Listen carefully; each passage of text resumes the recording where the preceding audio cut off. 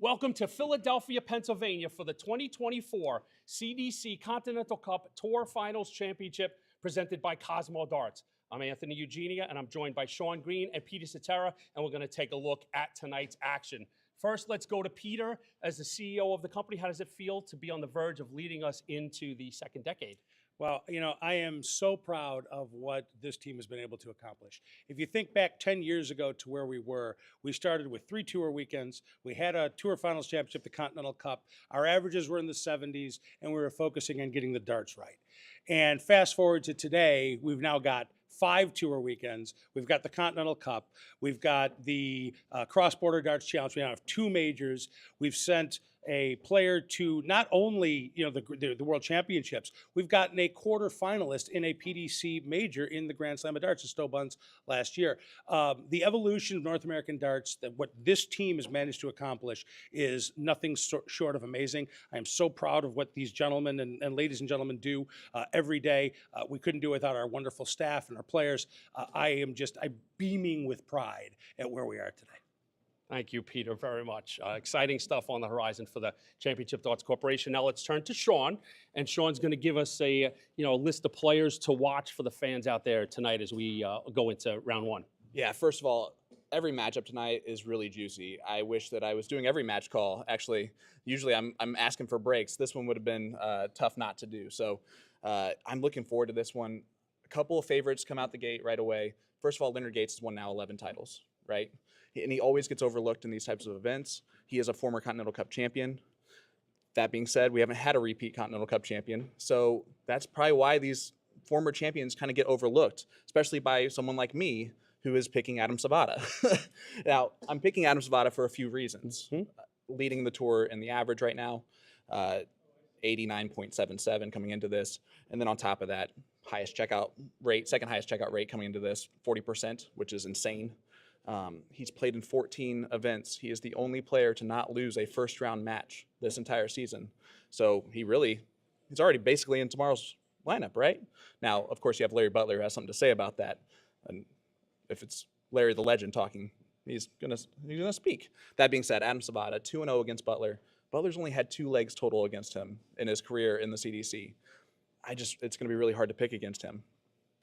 So thank you, Sean. A lot to watch as we present the 8 matches tonight, and as Sean touched on, the pedigree of champions in the lineup tonight is incredible. We've got 11 players who have won a circuit event previously. We've got 2 Evolution Tour champions and 5 previous Continental Cup champions. We've never had a 2-time winner of the Continental Cup, so will history be made this weekend, or we will once again see a first-time winner? We will find out moments from now as we get underway at the CDC Continental Cup Championship.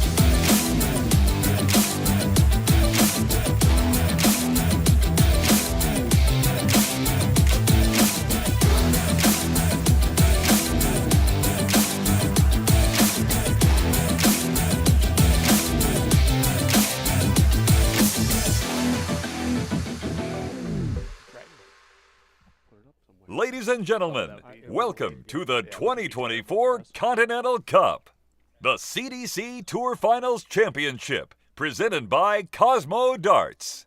We are coming to you live from Philadelphia, Pennsylvania.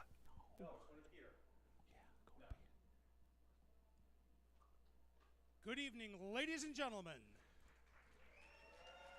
Welcome to the 2024 CDC Continental Cup presented by Cosmo Darts.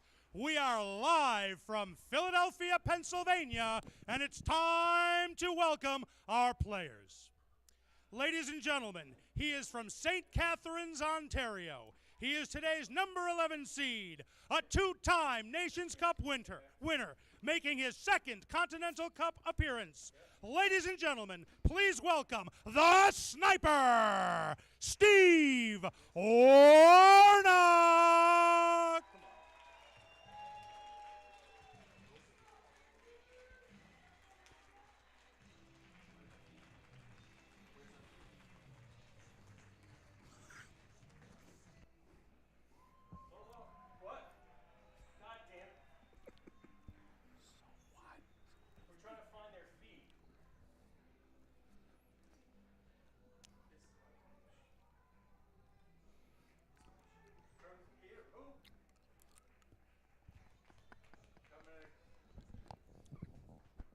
And now, the number 6 seed from Foresters Point, Newfoundland.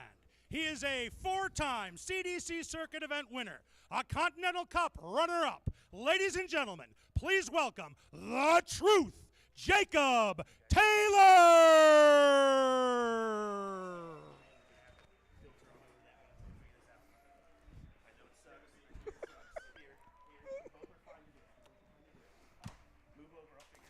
You're good. I'm not worried about you. Sorry, fellas. It's gonna be here for a minute. I'll be there. Tell me when to come out. I can't see. I got shit here that's going down.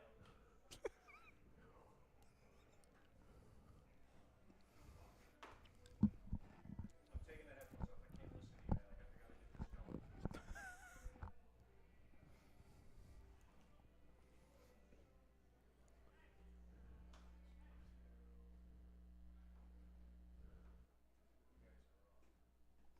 Hello, everyone. I'm Sean Green, honored to be your play-by-play commentator for this match, and I'm pleased to introduce my partner in comms for this one, Anthony Eugenia. AE, welcome. And my goodness, do we have a good one in store for this opening match. Sean, I am so geeked up for this. One of the best Continental Cup fields we've ever assembled. Back here in Philadelphia, a truly great darting, American darting town. And what a way to get things kicked off with the Sniper and the Truth. Yeah, it's a couple of great Canadian players who have actually played each other 6 different times in the CDC. That being said, Jake Taylor has a 4-2 advantage against Steve Warnock. This is one of those matches where Steve Warnock in a race to 5, right? Like this is, race to 5 in these opening round matches.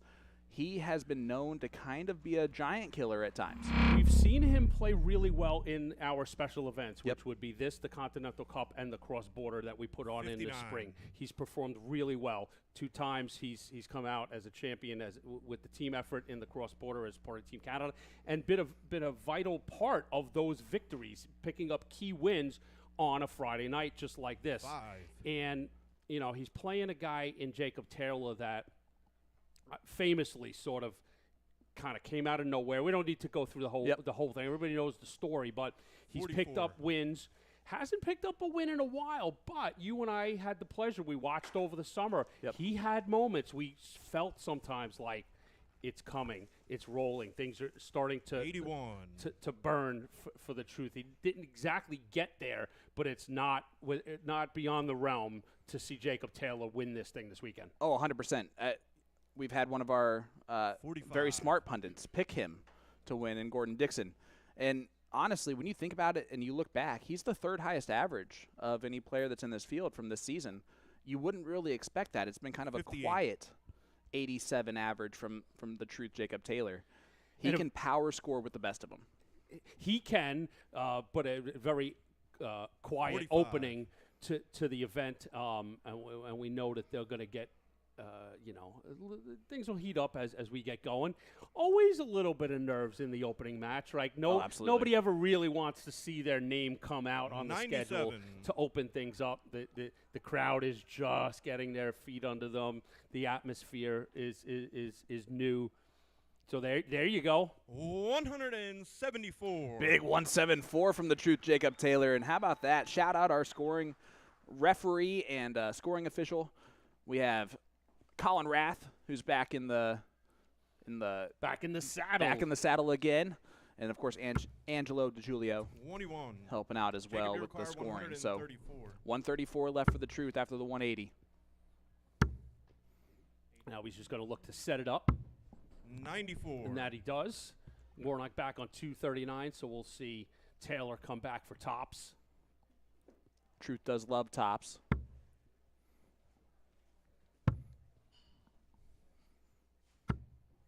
99. 99 does leave Jacob, a you finish, require but 40. 40 for Taylor. Hold a throw in leg number 1, and he Game gets it shot in the the first first start. leg. 1 for 1 on the Jacob doubles Taylor. right out the gate, AE. Second leg is Steve. Good Good settler. First. Hold the throw, right? Game Yes, on. settle things down. Not the prettiest of legs, but, you know, put it on the board, move on to leg 2. And you touched on it. 60. Shorter format, you know, best of 9. Still some meat on the bone, but to have an early break and go up 2-0 can be impactful in an opening match where the nerves are 46. there. Absolutely. Steve Warnock has, like we've said, been a giant killer at times in these major events for sure. He's the first person to tell you he struggled a little bit this year with his overall scoring, with 85. his overall game. Still, a struggling Steve Warnock makes the Continental Cup Tour Finals in a very good spot, 11 seed, right? So obviously, 60. we have higher expectations for these guys than or lower expectations than these guys seem to have for themselves. As they will call both these years terrible years, even though they're both sitting Sure, right here in this. upon reflection on how we admire that with their 85. skill, of course, yeah, they're going to hold themselves to pretty high standards. So far, the first 9 for both these players has been my first 9, but the second 9 in each 81. leg for both these players has been phenomenal. So we'll see if that continues right now. Building blocks, Sean, building blocks. Here's where they're going to start to heat up right now. 9 darts each thrown, and you're seeing it already. 100. Here live at the Columbia Social Club in Pennsylvania. I love it. 139. Good old Philadelphia.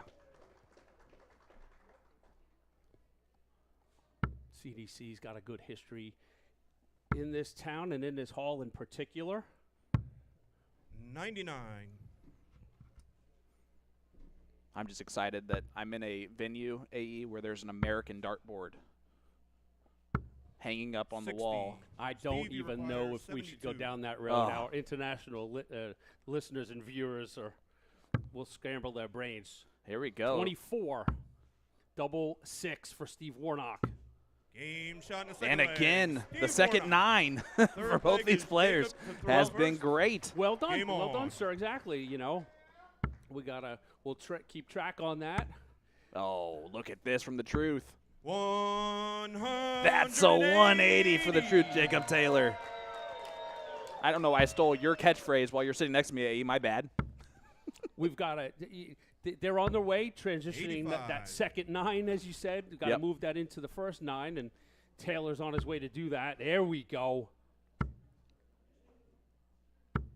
100. The Truth, when he starts finding the range on the treble 20, he'll pepper that thing like crazy. You can see Warnock starting to settle in too. Unlucky second dart. 81. So now some setup darts for Jacob Taylor. Maybe down for some cover. Oh, stays 100. up top. Thought maybe he would like to try and round off that one that we see a lot of European players Yep. like to do, right? Oh, absolutely. The Truth is one of those players that is almost 45. Jacob, you require 120. stubborn on those 20s at Will times. he? Is it bull or 17? So there you go. 61 remaining. Doesn't have to go this way, and that's why he doesn't. 46 left. 10-6 wedge. Nope. Goes 14. Leaves double 89. 16. And he's got plenty of time on that 32, even with Warnock hitting a maximum. Taylor's still going to feel pretty good about that. 123. Hey, Jacob, a you 1, 2, require 3 32. Sesame Street. leads to victory. Fly, Eagles, fly. Double This 8. weekend. Oh, that's just Game pandering. Shot the third leg. Jacob Flat Taylor. out disgusting Fourth leg, pandering. Steve to throw first. Game on. But Taylor picks up that double 8. We've had continuous holds of throw as we move into leg number 4. 60.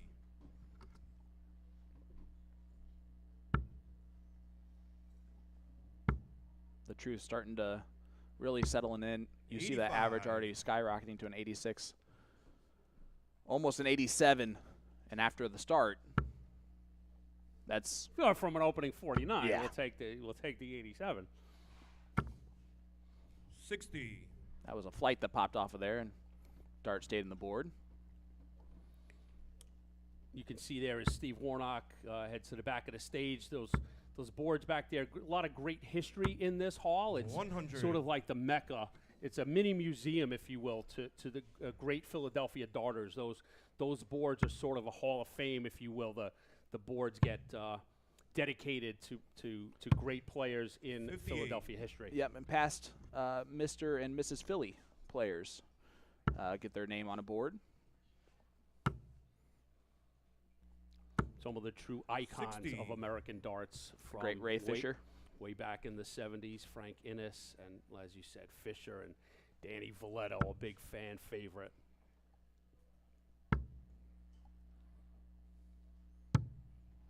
80. And all the way up to this day and age, multiple Mr. Philadelphia Timmy O'Brien's in those ranks as well. Timmy O'Brien in the audience tonight, actually, 100. watching along, and a local Philly guy himself, Mr. Colin Rath, calling this one on the stage. Has played up here many a times in Mr. Philly events, 95. Philly Premier Jacob League, and all Iroquois, those things. 156.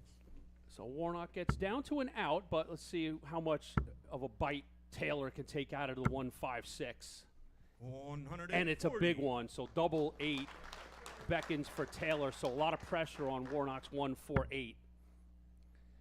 Not going to do it, so first real opportunity to see a break of 77. throw here in leg 4. Jacob Iroquois, And this is a big 16. moment in this match with Jacob Taylor up 2-1 in a race to 5. Game, Pins shot it in the first leg. start. Jacob Taylor has been masterful on these doubles. Good leg, and 3 Jacob of to 4. throw first. When he's gotten opportunities at him, he's Game hit on. him.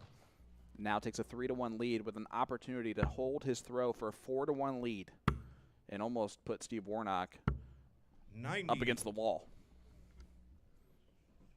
Yeah, it's time for pressure from Taylor. Score big here.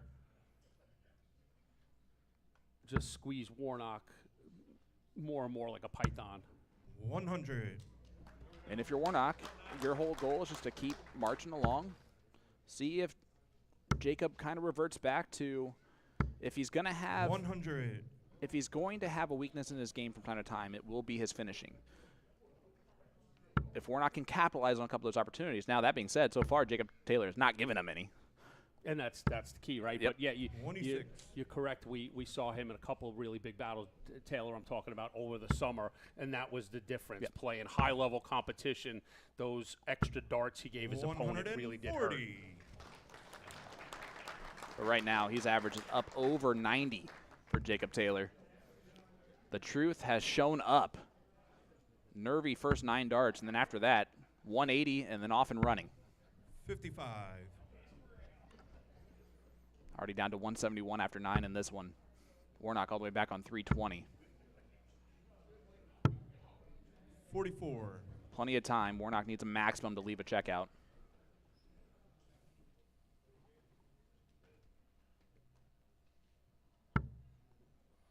He's been hitting that treble 1 way too often. So Taylor comes to the 28. Aki Jacob Iroquois, 127. with 127.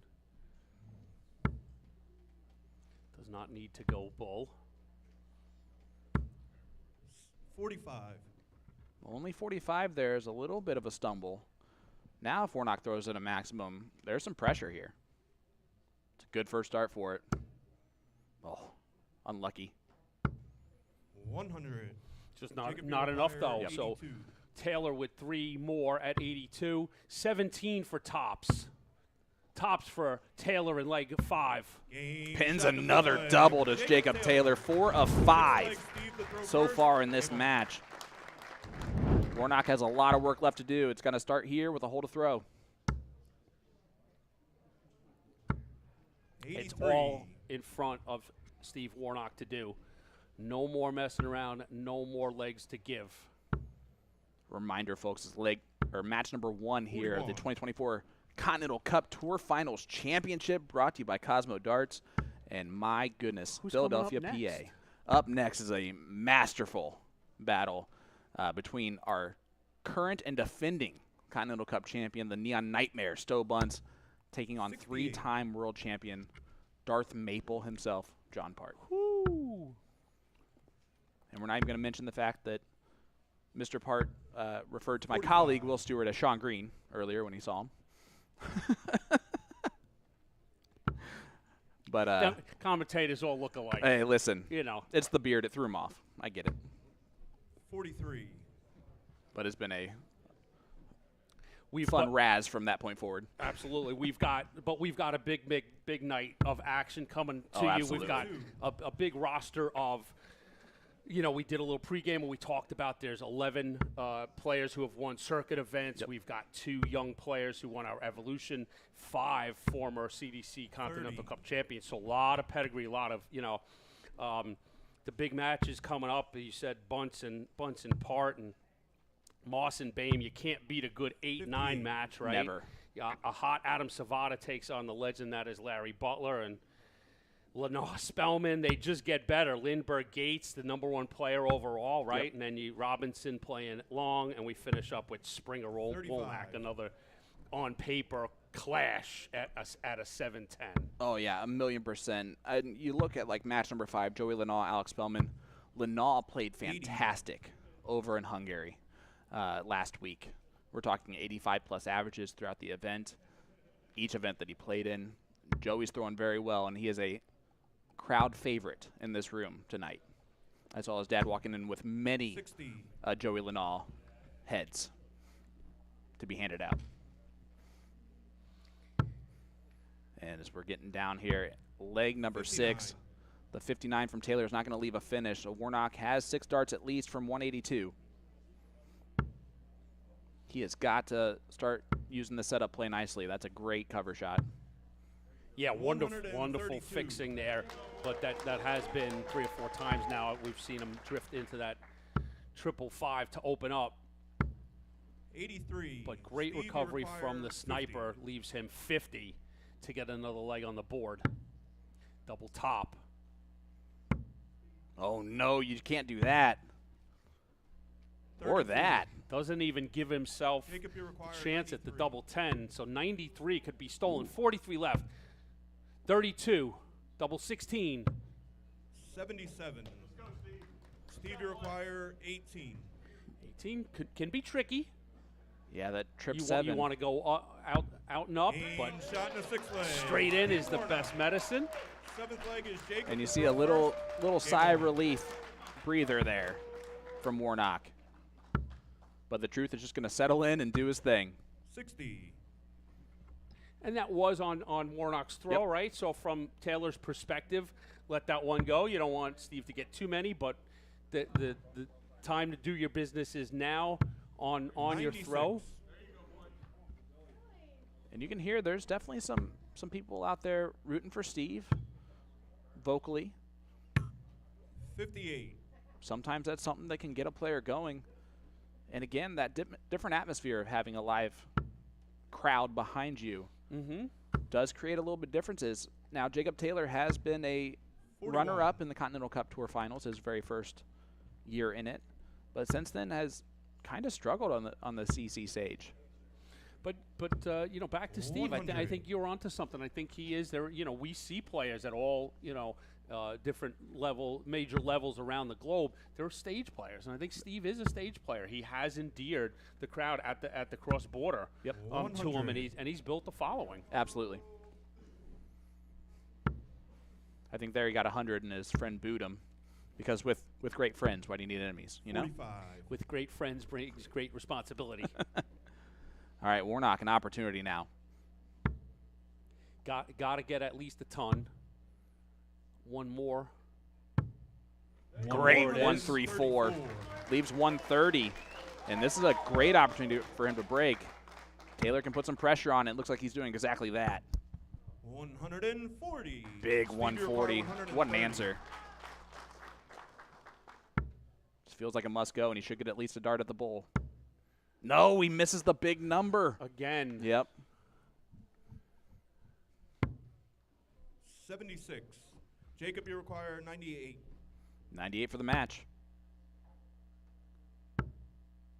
Not going to hit the trouble to leave the look. 58. So Steve, Warnock you require 54. should get 2 darts. He won't. Misses the big He number. missed 2 big numbers. Oh, man, he made back-to-back mistakes, and that second dart he threw so fast.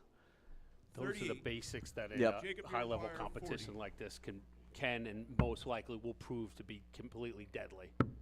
Double 10 for the win. Outside on all 3 for the truth. Steve, He's you're missed his last on 4 looks at the 16. double. Warnock lives again, strides to the Aki. Knows he's got a freebie. Double 4. And nobody misses double 4, AE. Steve Warnock. 4-3, we got ourselves a Eighth ball leg is game because Steve now to throw Steve is first. throwing first. Sniper takes advantage of Game the free opportunity, breaks the truth in leg 7. Then immediately erases that one with the first dart. 40. Not the opening that Steve Warnock needed there. There we go. That Columbia 96. crowd getting involved. Here, the Columbia Social Club. I want to get out there with him. Hey, Sean. listen. Ooh. Ah, I want to know. I mean, come on. How much fun is that? Oh, it's what we do. There's Mrs. Bunce hanging out with Mrs. Bain. 97. Opening up night 1 here in Philadelphia. The 2024 Continental Cup Championship presented by Cosmo. And 62. they're chanting boring tables. That's amazing. That's a crew that's been to England.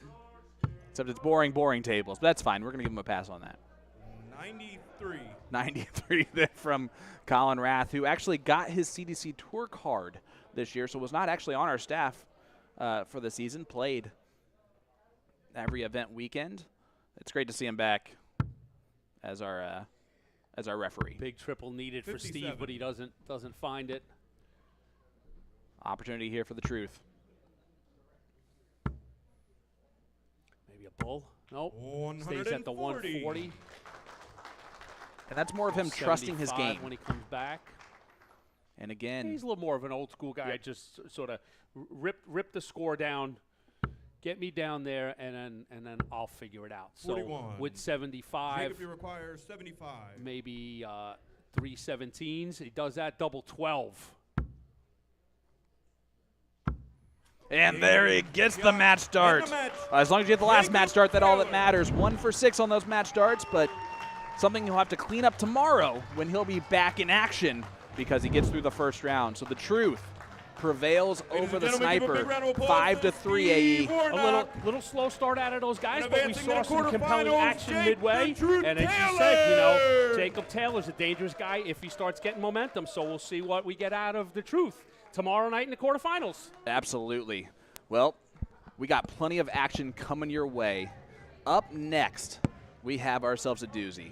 It's going to feature 3-time world champion John Part taking on defending Continental Cup champion, the Neon Nightmare, Stowe Bunce. Stay with us, guys. We'll be right back with more action from the Continental Cup Tour Championship Finals right after this.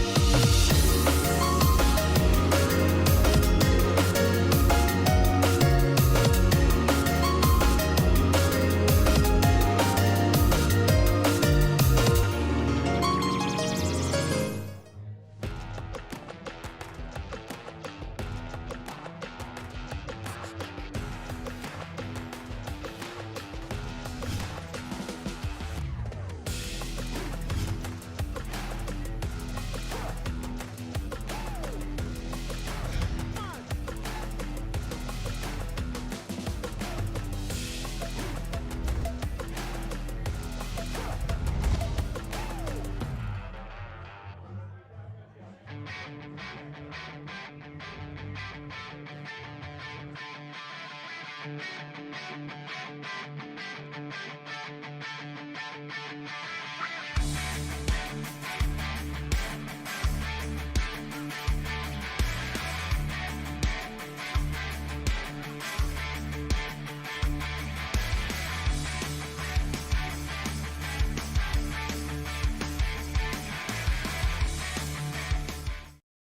me tell you about A to Z Darts. We're a specialty dart store with over 10,000 different products. We create in-depth videos and blogs to help improve your game and showcase our products. We give helpful advice on how to practice darts, the fundamentals of form and mechanics, and how to make better decisions when purchasing your darting equipment. Whether you're brand new or a seasoned player, we try to provide fun and informative content. I'm Jen, the creative director for A to Z Darts. I've been playing for over 10 years, and I've traveled the world competing in and promoting the sport. This is Will. He runs our live streaming company, USA Darts, and travels the globe as well to broadcast major darting events and interview PDC players alike. You'll find over 2,000 different sets of darts on our website. Guessing right now you're pretty interested in our resources? Learn about form, throwing mechanics, practice routines, scoring and grouping, checkout methods, cricket strategy, and much more. Visit a-zdarts.com to take advantage of our blog or follow us on social media at AZDarts today.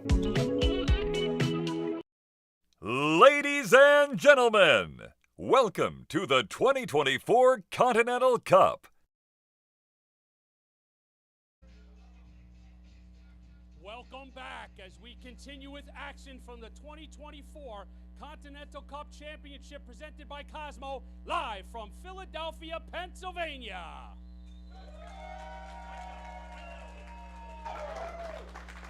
Let's meet our first player, the number 14 seed from Oshawa, Ontario, the winner of the first ever CDC Tour event. He is the three-time champion of the world.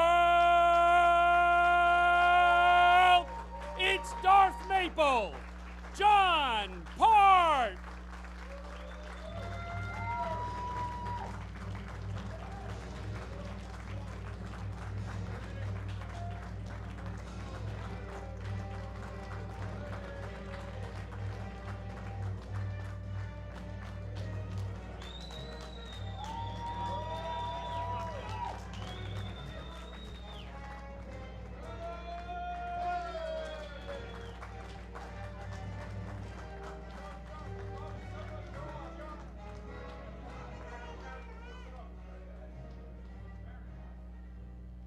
And his opponent, the event's number 3 seed from Portsmouth, Virginia.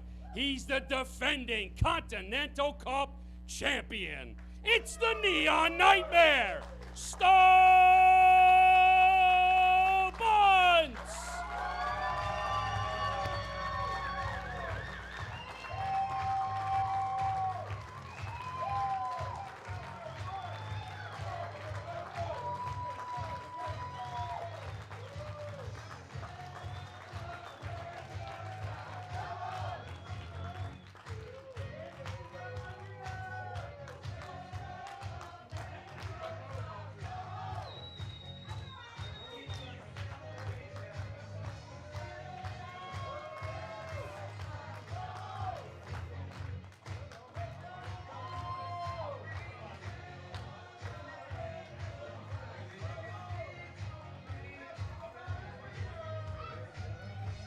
Welcome back, ladies and gentlemen. I'm Sean Green, play-by-play commentator for the second match of the Continental Cup Tour Finals Championship at the Columbia Social Club in Philadelphia, Pennsylvania.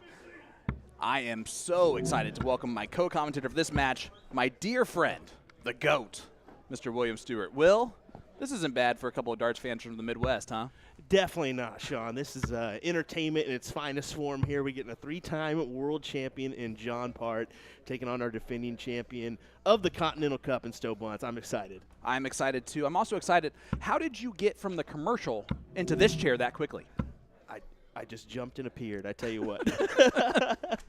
Look at that. By the numbers, 3-dart average heading into this. Stowe Bunce has the advantage there. The first 9 also favor Stowe Bunce.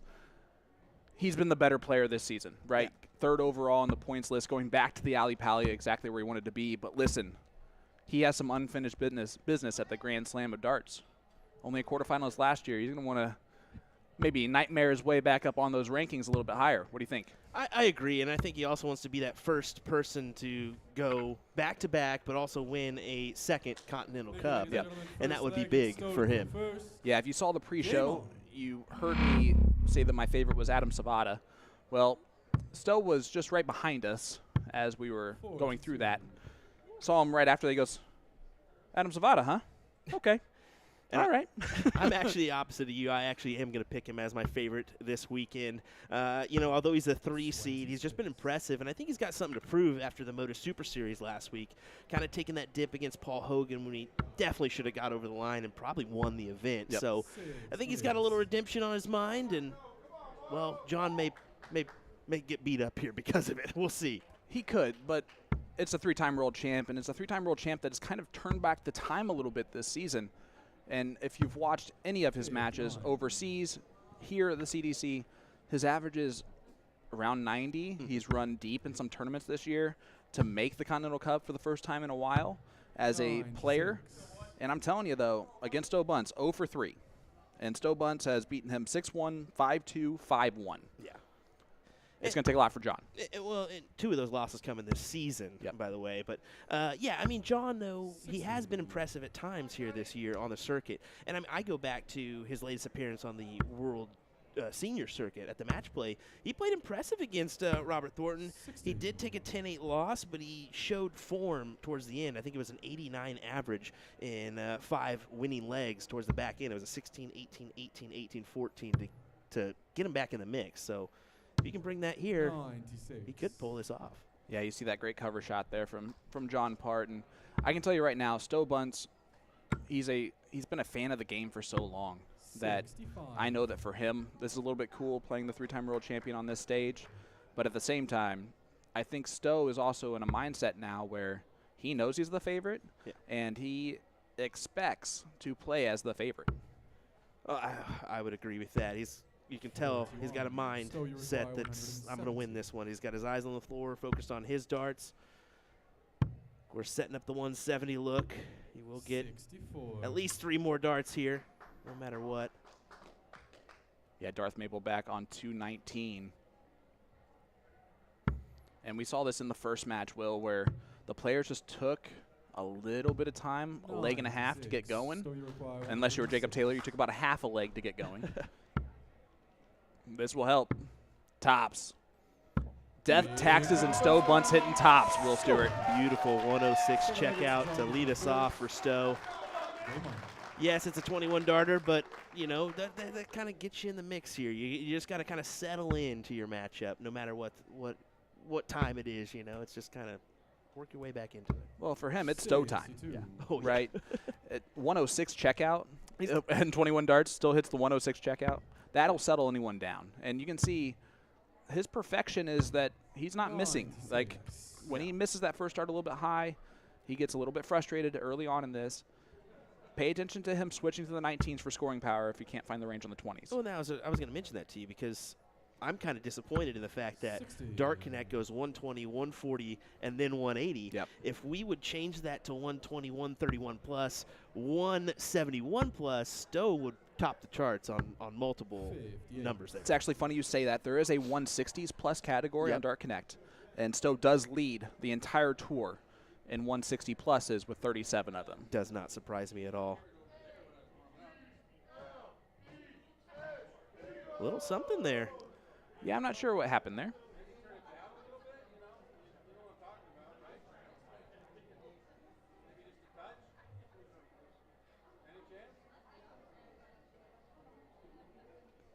John, I think, is asking for something.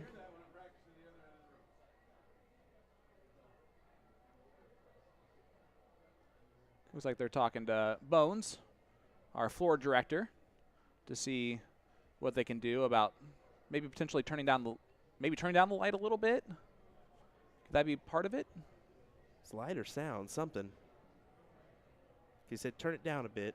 It might be the board sound in the venue, like the pop.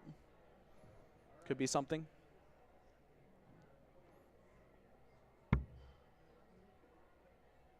Either way, it's going to be something that that he's going to have to work through. The 134 will work. That's crazy that he just sat there and talked for all that time and then still hit the 134. Still isn't going to be phased by it either. 100. So we did get confirmation, Will. I think the board sounds just a little bit too loud. Yep. So we do have the thud going, as you can hear it in the 100. stream here. Yep. You can also hear that in the hall. And every venue is just a little bit different. Look at this. First one. 140. Nice 140 from Stowe. That'll work. 145. That puts a lot of pressure on this 145 after Stowe already hit a 106. And that's not going to go. Sets it up beautifully to leave 24, though. Yeah, what an amazing pressure-filled shot there for John, but look at this. Death, taxes, and tops. 2 for 2 for Stowe Bunce, and it's a 2-0 lead. 106 checkout followed by a 107 checkout for the defending Continental Cup champion. Those back-to-back on beauties. Look at that. And that's just, I'll keep saying it. He's got a mindset that he wants to win this weekend. He's got a job to do. Now, a lot of these guys have that mindset, but there can only be one champion. Absolutely. 85.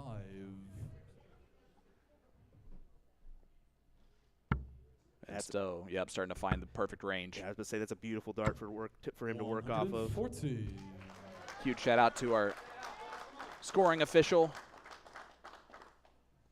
and referee in this one, Nick DeRossier, 19 years young. 100. And, of course, Angelo DiGiulio is doing the scoring once again. And there's Stowe switching to the 19s, but he's doing that because of the math. And interesting switch there that he did, but he was trying to just didn't like the placement of those two. Didn't think he could work underneath it for the triple to leave the 170 look. Yeah, the treble 20 there would have left the 167, so that wouldn't have mattered as much. But that's a 84. unlucky kiss for Part. Stowe 6 darts at 207. And it looks like he's going to set that up beautifully. 101. Leaves a 106 again, Will. I don't know about you, but that seems to be his finishing area tonight. He's keen for that, isn't he? And if he leaves tops, I'm telling you, 28. there is no better tops hitter in North America than Stowe Bunce right now. Yes. Oh, he drags one low, but he'll be back. Again, the fact that he gave himself a dart at it. Yeah, and that double 10 transition is one ill fancy. First or second dart, no doubt in my mind here, for 3-0 40. advantage So you require 20. his way. It's a great marker. Oh. Double fives like double tops, so he'll take that all day. Stowe Bunce a 3-0 lead over the 3-time world champ. It's a little bit too far on that double 10, but capitalizes on the double 5 for 3-0. Part's kind of in scary territory already. You got to capture a leg here quickly. Let's give a shout out to the newly crowned Picasso of dart jerseys, and DJD and David Garfinkel with the Stowe Neon Nightmare Philadelphia 59. theme jersey for this one. Just another beautiful design. Certainly so.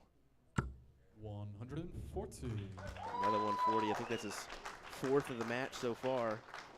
Yeah, no maximums, but he's death of 1,000 140s. And if you can capitalize on the 134, 140s, that can really mean a ton. You know, in the long run. It also helps to hit 106 checkouts and 107 checkouts. True, true. Granted, for the season, that first 9 average of 97.61, it just shows you, when you're jumping out in front of your opponent like that, yep, and getting the looks early. I mean, that's why you have a 62% leg win rate here in the CDC this season. And Stowe is throwing his season average right now. In this match, stage, no stage. The man will play some darts. He's going to go for it. Oh, bullseye. Oh, just a bit outside. Gives the mile long. Well, can we go fishing? Can we go fishing? No. 100. He would have hit it, though. Leaves tops. Stowe on 38. This is actually a really typical checkout for him. Double 8. 20. Uh-oh. And Part, after the 130 leave, a chance to hold his throw, but you got to start somewhere. Oh, that was miles low. Finds it on dart 2, though. John Part makes it 3-1. He's on the board. Scrapped by a 17 dart leg there. Game on. To get one on the board. It makes this leg, the fourth leg, the most important one of the match. Race to 5, 4-1 versus 3-2, while throwing to tie it up at 3 apiece is a huge difference. John's going to attack and attack now. I agree with you. And you can see him switching there, and the reason why is, you know, John's not always had that dart lay like it has been lately. He's been more straight in, maybe just a little bit top flight angle, but it's kind of gradually worked towards the Phil Taylor side of things. But and like that dart right there, that's a perfect lay for him with those darts. Exactly, because it's that bottom of the bed, the triple bed that works out for him. He wants to kind of Alex Spellman things and place it right on top. It's always masterful to watch these players throw from behind the throw line because it just looks like it's almost unlucky that they miss trebles. That's how well their grouping is. John doing the math perfectly. 95 will leave 170, so he does leave the fish once again. Stowe just wants to hit 100 here because 106 is a perfect checkout for him, but he's going to do a little bit more than that, and he caught that dart without looking at it. 121. Once again, he says. Could have just left it on the floor. Yeah, further than I wanted. But you've added pressure to this, and that's key. Won't go now. Trying to leave 36. 96. All right. Required 85. Treble 15, first start for Stowe. Bullseye. 60. John, you require 74. Treble 14 for 32. Oh, he leaned it. He's going to have to reset. I thought that one was in as well. Kisses it off perfectly, and John Part makes it 3-2. He will be throwing to tie it up, and that's a hanger, Sarge. That is a hanger if I've ever seen one. But he cleans up a 15 dart leg to follow in the 17 to get him right back in the mix, and he's got the throw here to make this 3-3. 121. The most decorated North American dart player in the history of this game is starting to battle with the defending Continental Cup champion. 96. Stowe had to know coming into this it was not going to be easy. You could tell that he was ready for it. Type of leg that's going to put some pressure on both players because Stowe loses this one. John feels pretty good, and John knows how much this leg means. Definitely so. Unfortunate kind of round there for him. He only captures 29, so looking for at least a ton, if not more.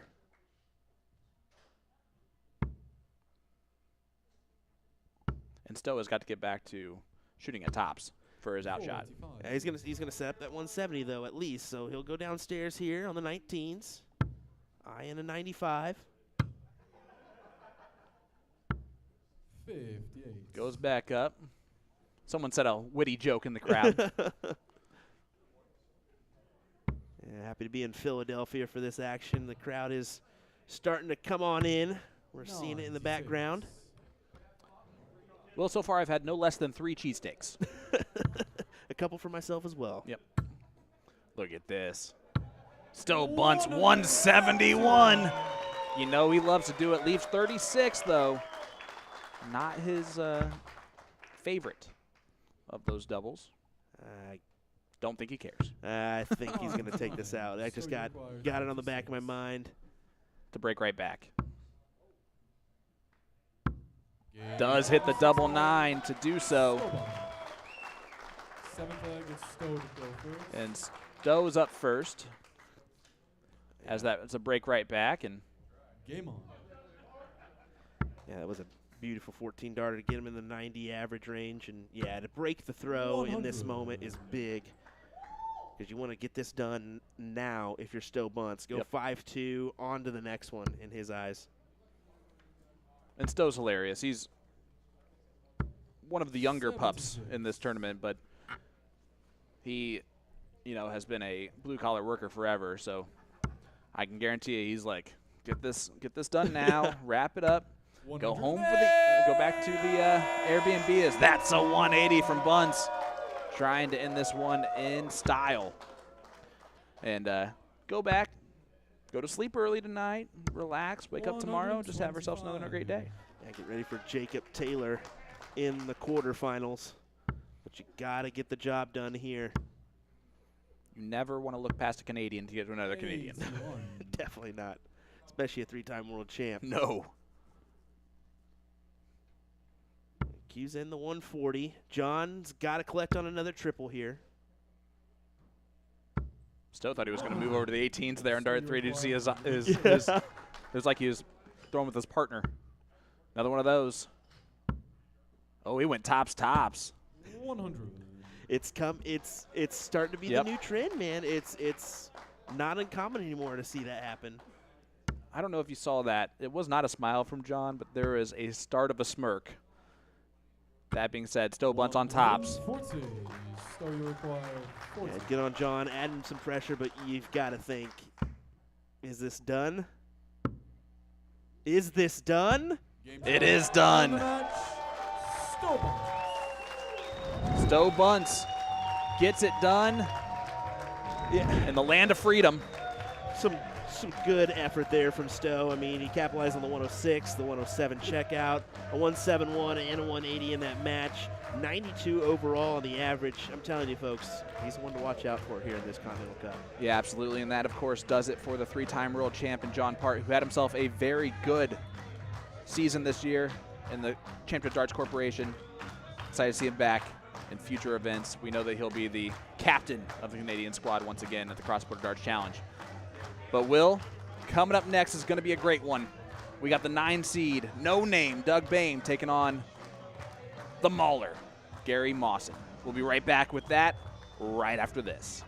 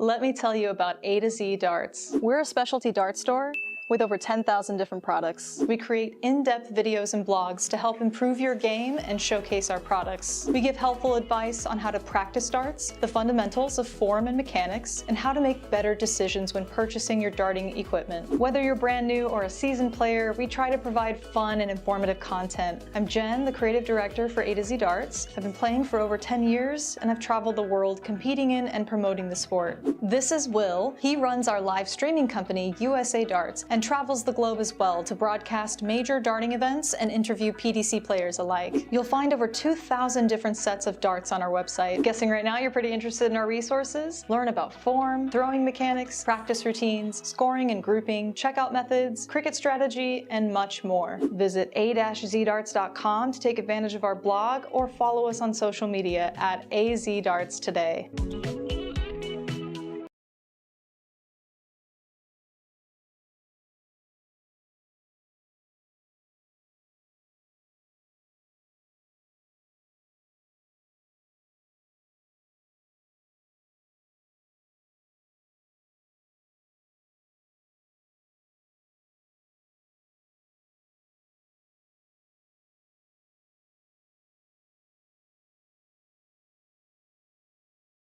Ladies and gentlemen, welcome back to the 2024 CDC Continental Cup presented by Cosmo Darts.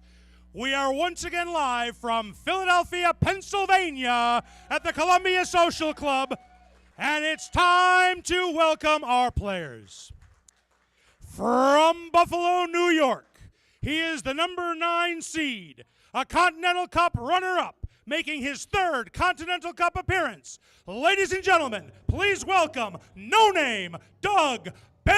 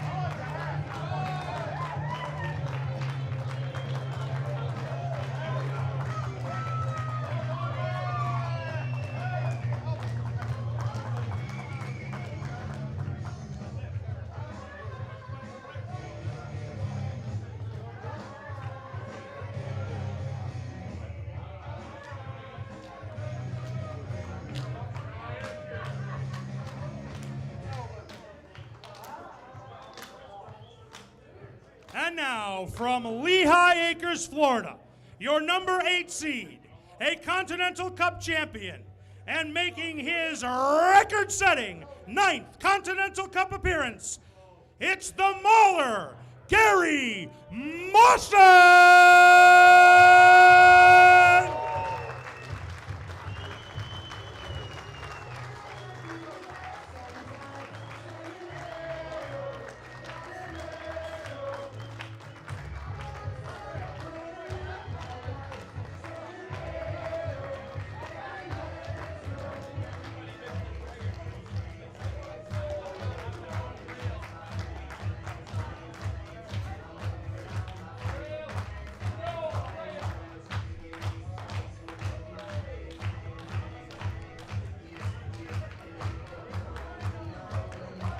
Welcome back in, everybody, here in Philadelphia. Anthony Eugenio with you, and I'm going to be joined by Will Stewart. What a walk-on from Doug Bame, as some like to say. It's always sunny in Philadelphia. But, man, he's got one of the toughest competitors ever on the CDC roster in Gary Mawson. Will Stewart, you can never go wrong with an 8-9 matchup.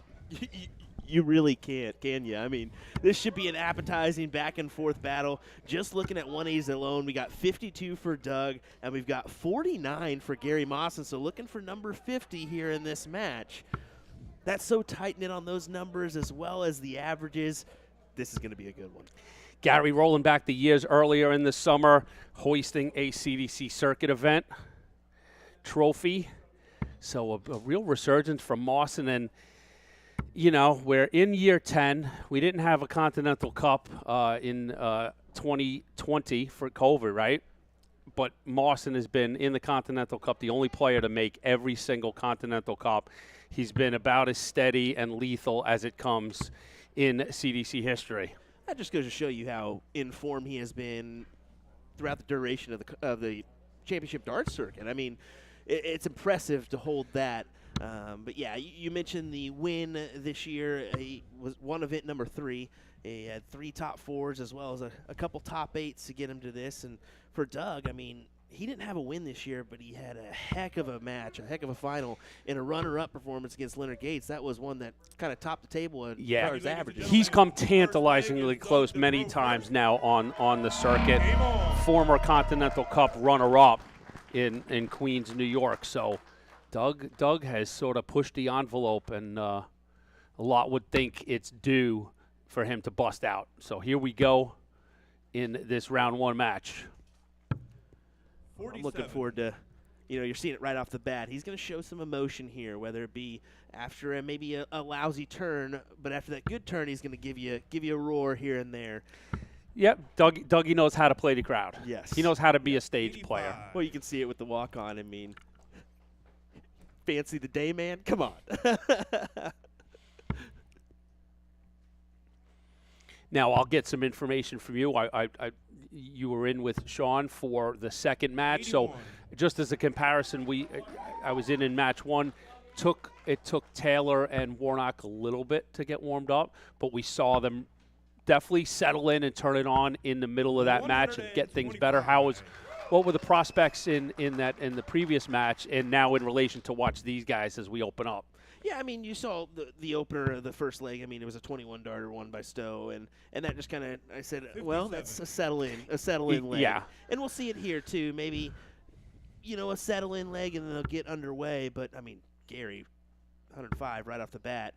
It looks to be finding the triple 20 pretty well here with another 85. But it is expected. Night 1, everybody's sort of getting settled in. We've been in this venue before, but as a more proper tour event, right, spread out in the venue. So this is our first big special event here. So everybody's kind of getting acclimated to, there's lots of factors go on when a player gets up there from the lights and the heat from those lights and just the way the stage moves and interacting with the crowd. 59.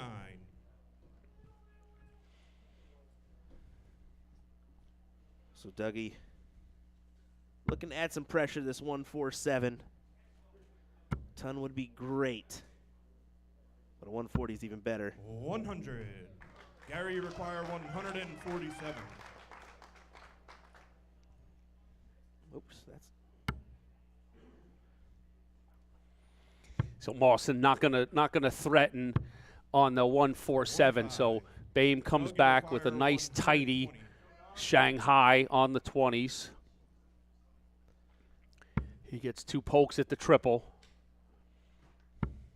There you go, tops for Boehm in leg 1. Cashes in, Doug Boehm. And you see the point. You see Gary extend his arms out saying, all right, we're in for a match here. We got a game, You pointed out Gary opened up with some pretty decent scoring, fell off a bit, and Doug just stayed steady and cashes in 87. And opens up 1-0. Yeah, that's a good confidence builder going into the rest of the match here. If not the weekend, too. It could really kind of build up. 42.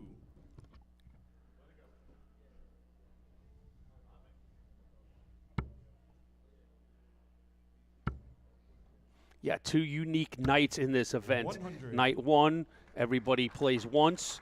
So you come in, you focus, you've got that target of, I've got my one opponent, my one match, I'm going to prepare as such. You get through night one, now we've got a different animal in the second night.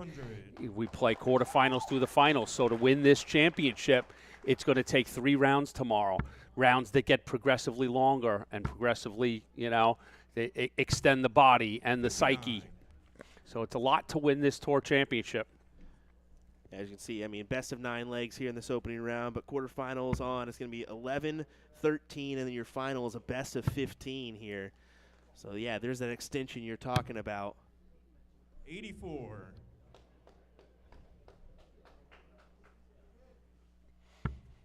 Yeah, that's a great dart for Gary to work off of. 99. Just didn't like the placement of that second as he worked his way down to leave 156.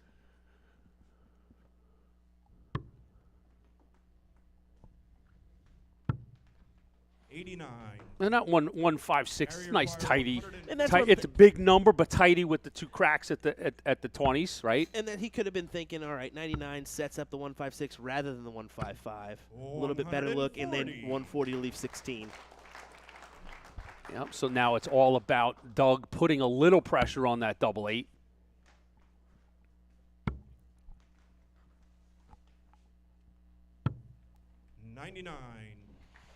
Cuts it in half, but yeah. Mawson should be pretty relaxed at this double 8 to get his first leg on the board, and he does that first. Dart goes in. We're all square, Will Stewart, as we move into leg number 3.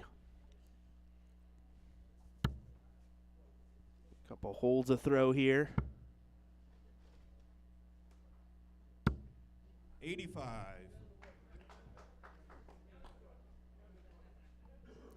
Already, here we are, about middle of the way through match number 3. So much anticipation, so much work, and the evening starts and we go through, and it's nearly a blur. Coming up next to sort of get us to the halfway point, we'll have the 13 seed Larry Butler takes on the super hot 4 seed Adam Savada. We got a couple good matches still to come. I mean, all of them are really tasty. I'm looking forward to match number 8 tonight. We got Jeff Springer taking on Jake Womack. That's another tasty. It's worth staying up for, Will. Oh, yeah. Oh, yeah.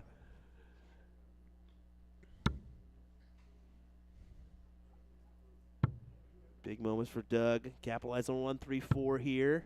96. Not quite. He really wanted it, though. Desperate for that second triple 19 to go in. I think Doug's coming into this with a little. That's a 180 for the mauler. I was just saying, I think Doug's coming in with a little pressure behind him in this match because, last time you saw Doug at the Cross Border Challenge, round 1 loss to David Cameron at 5-1. That kind of was a stinker for him, and he knows it. So he wants to come here and perform.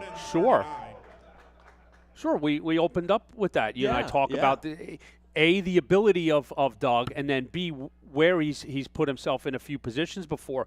So I think it might be appropriate pressure. It's time for Dougie Boehm to be lifting up a trophy. You're dang right. You're dang right on that. So won't get a look at this 147 as Gary Mawson looks to break here in leg number 3.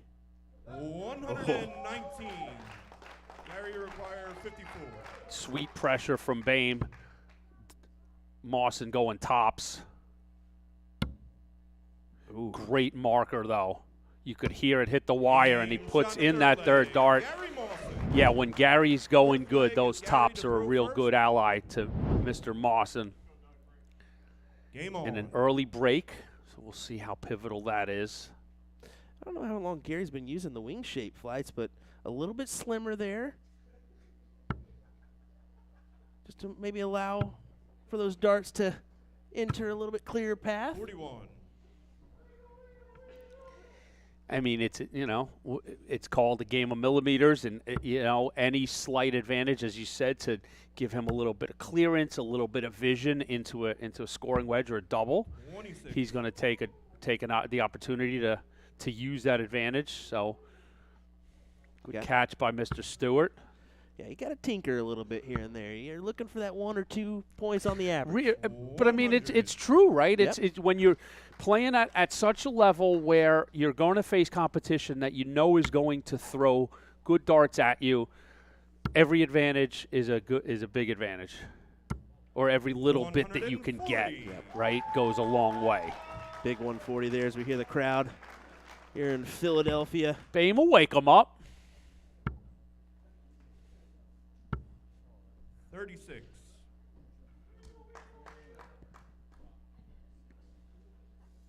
See Trish Grezik and Colin Rath there.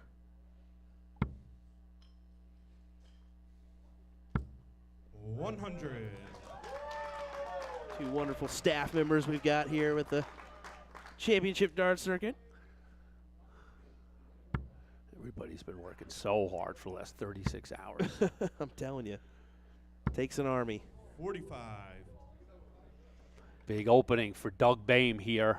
He's looking to break right back. I think he's going down 19s.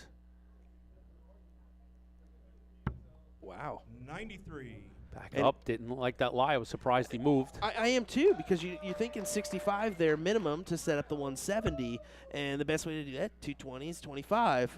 Hard to do that with the 19 there. So, yeah, I mean, great recovery on the 93 to at least set yourself up with the 142 look.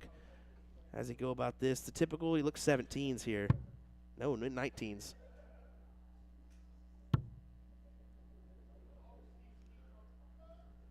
.104 remaining. 18s maybe. 86. Did I miss a triple? We were blocked there a little bit. I did. Yeah, I did. Okay. I thought he had 2 single 19s. So Gary just looking to put a little pressure, but looks like Bame is going to be in good position to get that break back. Yeah, kind of stomp your foot right back at Gary. He had a 54, one up him with a 56, and move on to 2-2. 16 tops.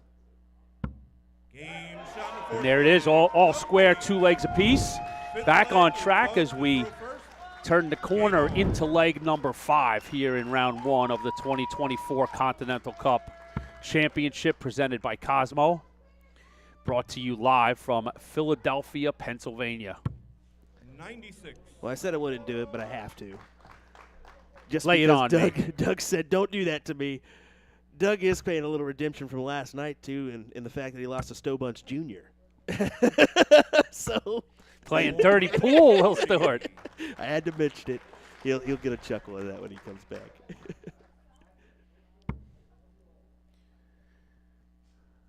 So right back comes Mawson with some pressure and an opening 140, and 42. Bame can't cash in on the cover shot downstairs. So look at this here. Mawson looking to get a little comfortable. 140. Back-to-back 140s to open up leg 5. Yeah, putting that pressure right back on Doug here. 96.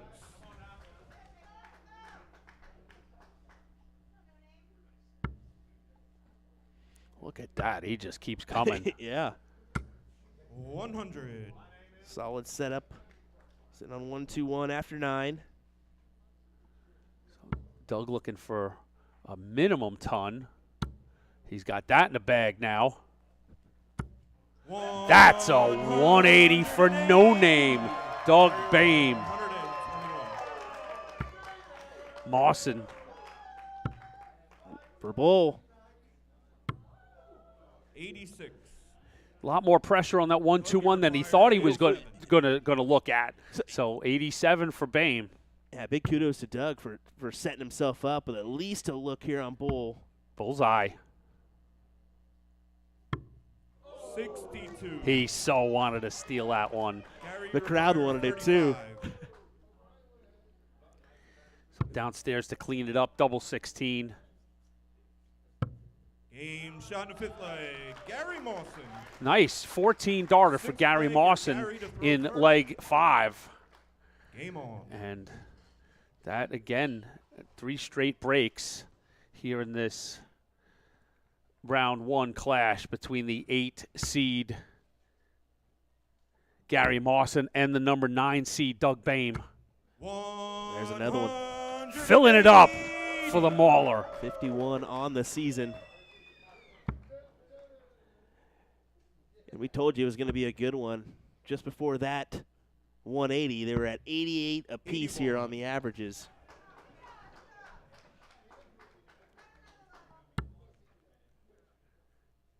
And he's back in it. Yeah, and they've both been real crisp on their doubles. Yeah, some tidy 2-dart finishes. Bame's been right on it, 2 for 2, and Mawson's at about, I think, 3 for 5 on his doubles. So, I mean, that is what a nice match makes, some scoring and crisp doubling. 97.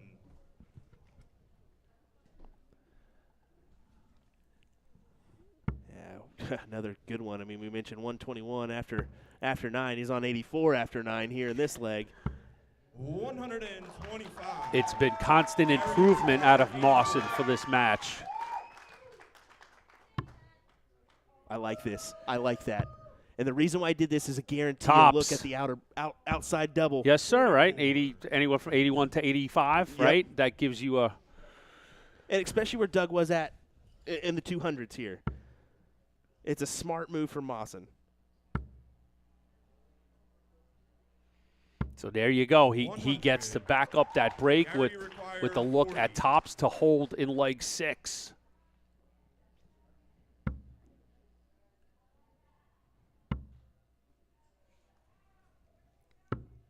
Ooh. 30.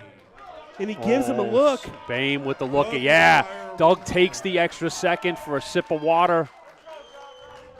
Gary throws up his hands, says, what do I got to do to hit that double there? 2 darts at double top. He only needs 1. What a big steal. momentum swing. 7th leg is Doug to throw first. That was a huge steal there from Doug. Oh my goodness, he let you know it, let the crowd know it. What a big moment that is, and now's the work to be done to like keep that momentum, and a big score needs to be had here. Fixes that wayward dart. 85. So not enough to, Mawson can certainly give a big push back, and he starts that with his first triple, 2 triples in there. 140 does it. Mawson not relenting on his scoring. Right, we've definitely settled in here where we thought we'd be. 91 plays 91, 3 legs plays 3 legs. That, my friends, is what makes an 8-9 matchup. Well, they're bringing out their best in the time they need to. I mean, you're talking a spot at the Alley Pally here is up for grabs. Why? What else can you play for? Even better, lovely and sunny Wolverhampton, actually, my friend. It's the Grand Slam they're headed to. Oh, my. If you thought you were going to London, you're headed to lovely Wolverhampton. 96.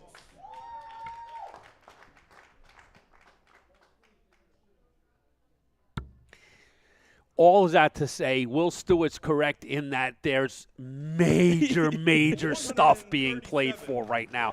Continental Cup championships, a few grand to throw on the table for the misses. MSG, Wolverhampton. So, I mean, how tasty a 180 sitting there. Mawson's shown us a good amount of 140s already today. But Doug's hitting at the right times here. That was a great hit to leave the 132, so he's definitely going to get a look at a checkout. But Mawson, he gets that 140. So 132. Bame's going to start on the bull. Have to. Can't do it with the single 2. So now it's just sort of a setup and a prayer.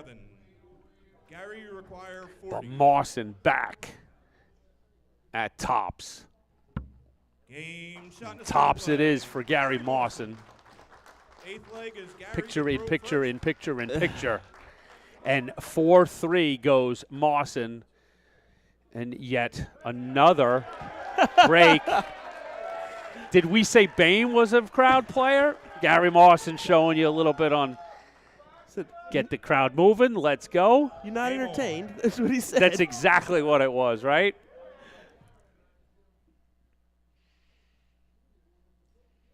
So Mawson steps to the Aki on the verge.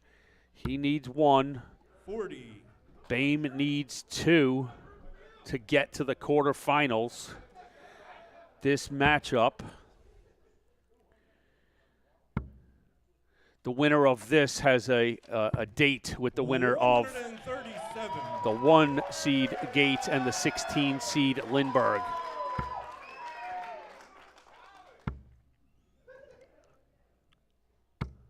$140. That's a good 140. They're from not Gary. disappointing. No, they're really not. This match has been just pure enjoyment. It really has. 96.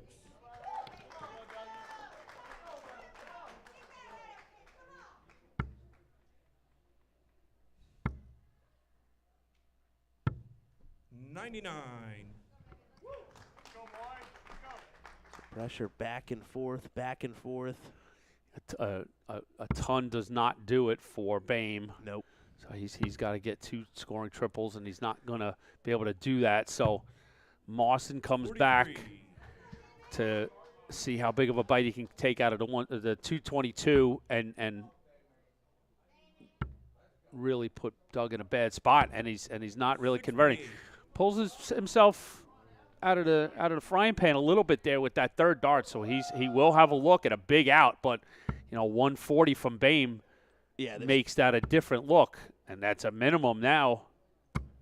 140. There you go, 140. Big timely darts from Doug Bame. Immense pressure added, so this 154 you feel has to go here for Gary. It's on. Now it's a setup, 76 remaining, I believe. 98. So 98 shot. Doug, you require 85. So let's see, are we going 19s?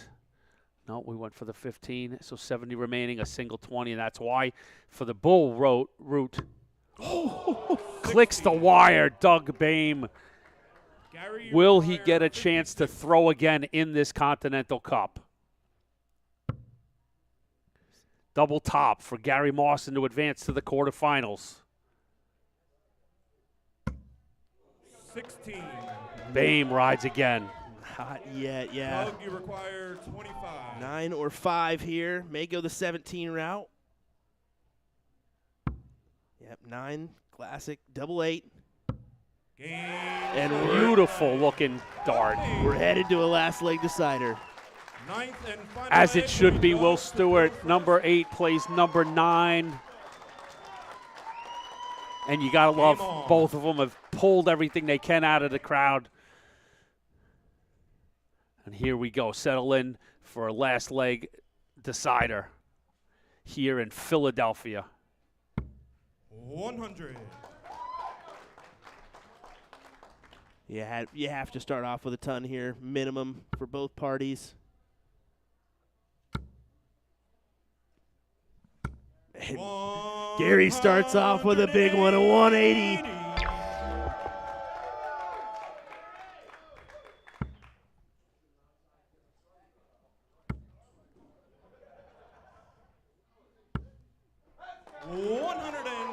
Talks himself right back into it with a come on, and then hammers in a trip 20. Wayward from Mawson, back on track. 125. 5 out of 6 perfect darts from Gary Mawson here in a deciding leg 9.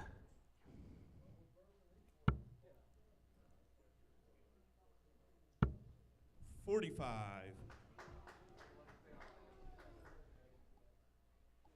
Big miscue from Bame. Opens the door real wide for Mawson. Can he step through it? 45. No, he gives it back to him. 45 meets 45. So Mawson will see the 151, but what a good start from Bame. They keep rolling in. 100. And he really gives it a go there. What a time for a 171 as he sets up the 62 look if the 151 doesn't go. And it's not. So Doug Boehm, he's just stayed in every leg. He's stayed in the right position to get opportunities. And this is his opportunity with 62 remaining to advance to the quarters. 52, is it 12 tops? No, 20 for double 16. Oh. 32. Gary, you require Wants that one back. I love a 108 checkout. Not so easy, 108 for Mawson. No, 105 remaining. He's in no man's land, so Doug Boehm comes back for double 16. Doug, you require 32. He knows the moment. He knows the drama.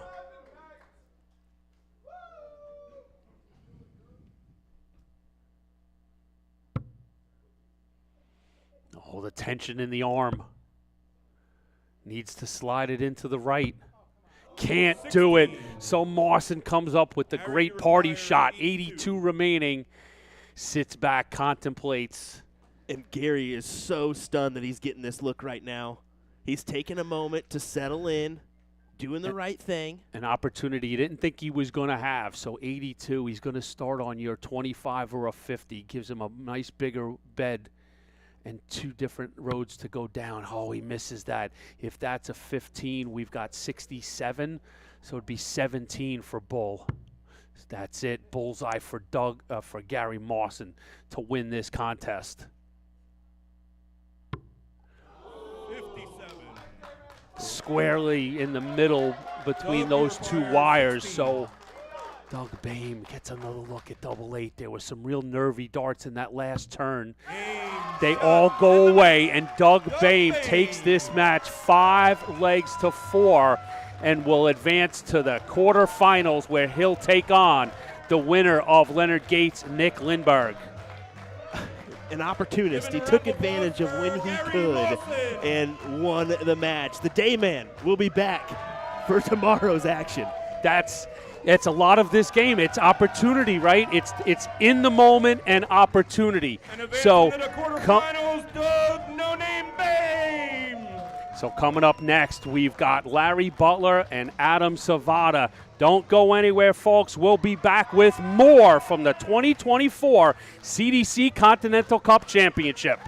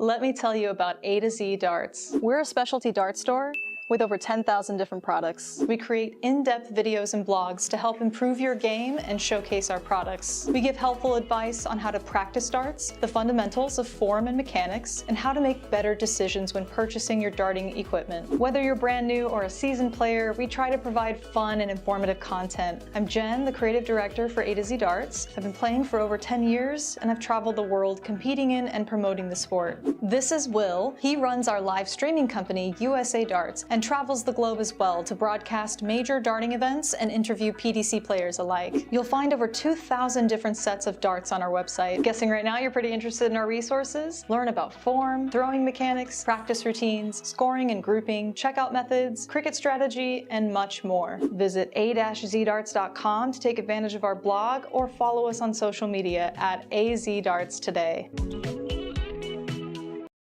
Ladies and gentlemen, welcome to the 2024 Continental Cup.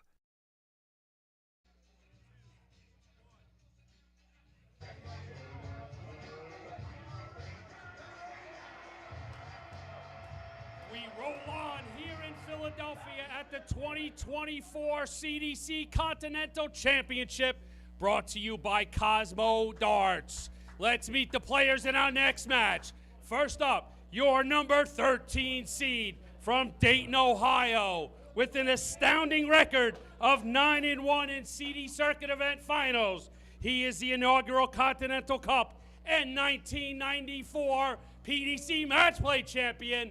It's the Eagle, the legend, Larry Butler!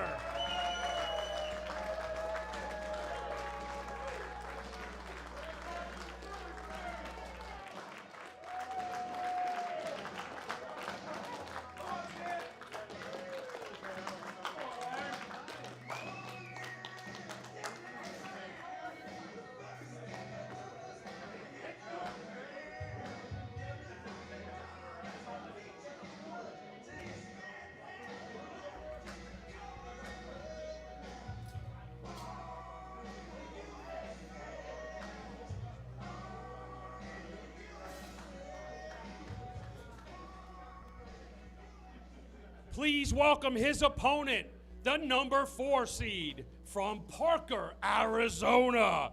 He is a 3-time CDC Circuit Event winner. Don't fear the Reaper, it's Adam Savada.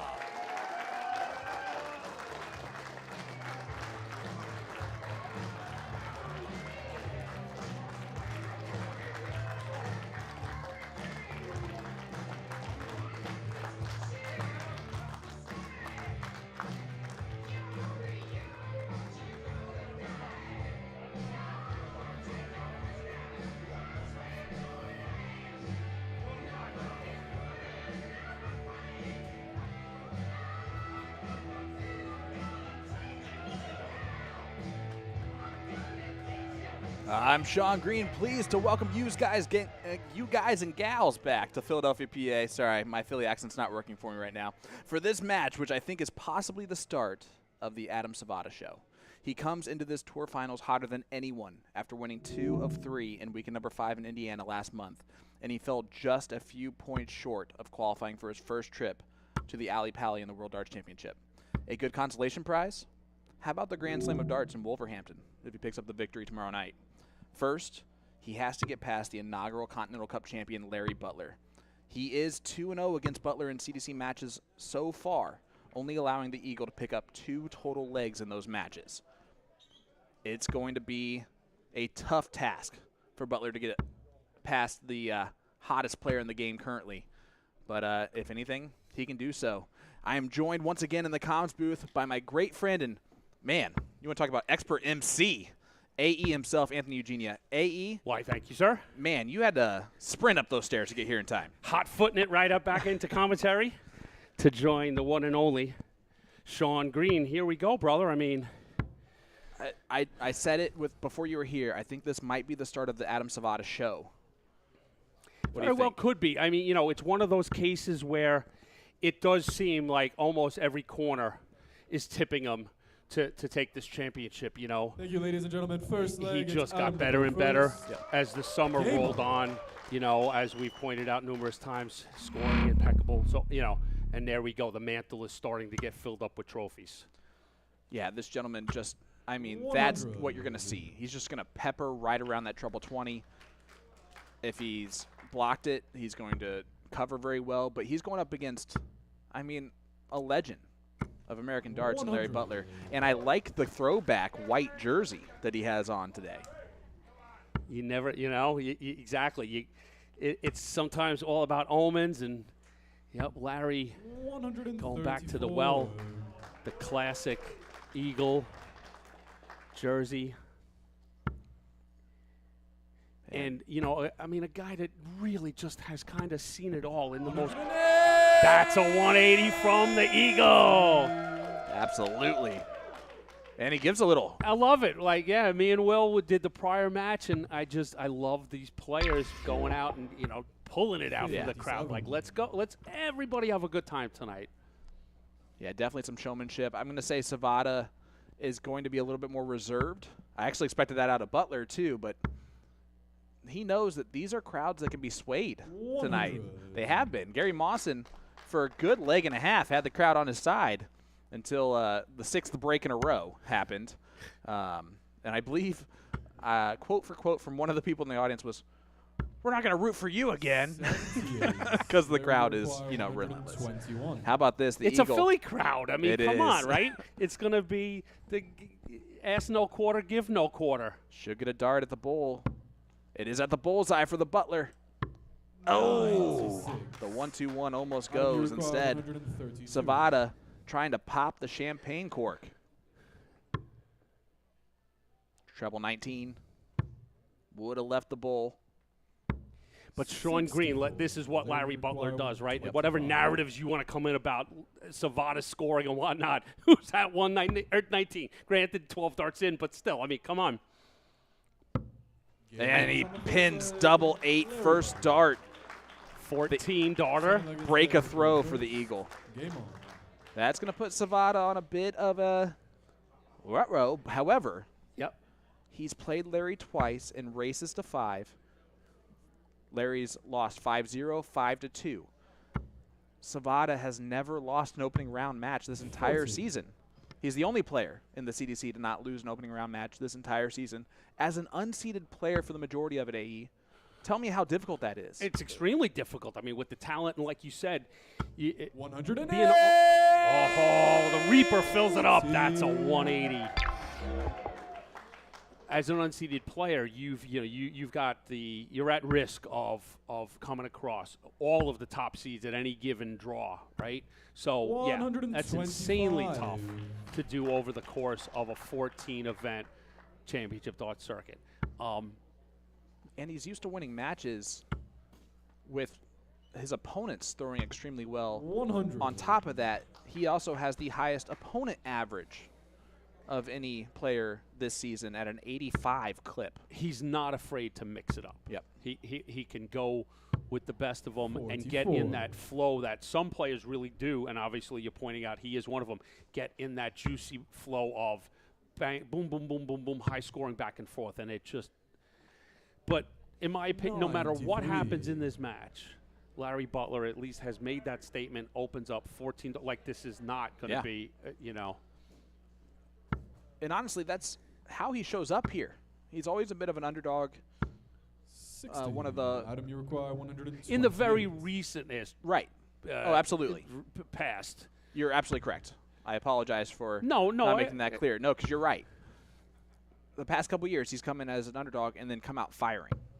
9. But that is a beautiful setup from Savada. Some spots and has done some damage along the way, and these are one of those spots for a player who truly has seen it all. has been through ebbs and 100. flows. Adam, you You require know, 32. I love the history of Larry as a player. 2 distinct careers, and was on top of the USA in both halves of that career. Double 4. 20. Inside, inside, inside for Larry Savada. require So boy, oh 132. boy. This would be a heck of a finish. Butler blow the roof off the Columbia Social Club. No. No, 125. So all right. So 107. He just really want to make sure he could hit that ball. That got a little Adam, you messy. Yep. require 4. That But- also means that you don't think your opponent's missing this. And he does On the pin second double leg, 2. Adam Savada on the board, breaks right back. AE, so far this has been first. 2 Game matches on. in a row of some breaks a throw. And right back into the trouble for Savada. 174. Want to switch into the 18s on dart 3. Another max to start off a leg. There's that power scoring that we've been setting you up for. 58. And again, the scary thing about Savada AE is that it's power scoring. He also has a 40% checkout turn percentage, meaning that almost half the time. 174. And he's on the 9. Back to back 174s. We didn't print up enough 174 We did placards out for the crowd, Sean. Savada 153 left. 100. Adam, you require 153. A little chew on the Wrigley's. Oh, the one. The crowd should be booing right now. I'm kind of disappointed in Dart this Philly fans crowd. exhale far and wide. 66. You expect a snowball on the stage from the Philly crowd. Yeah, that's crazy. They didn't even throw a hat or anything. Too polite this evening is this Philly crowd. 121. We'll see what tomorrow brings. Adam, you Yeah, there you require go. So 87 beckons for Savada. Gonna Double try eight, and do an double 11. 18. Double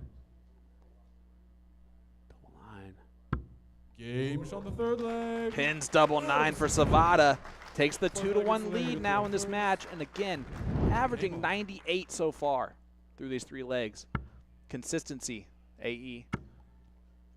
And here comes Mr. Butler. 140. You do feel, though, that, as you said, the Savada consistency is kicking in. The scoring's going to be there.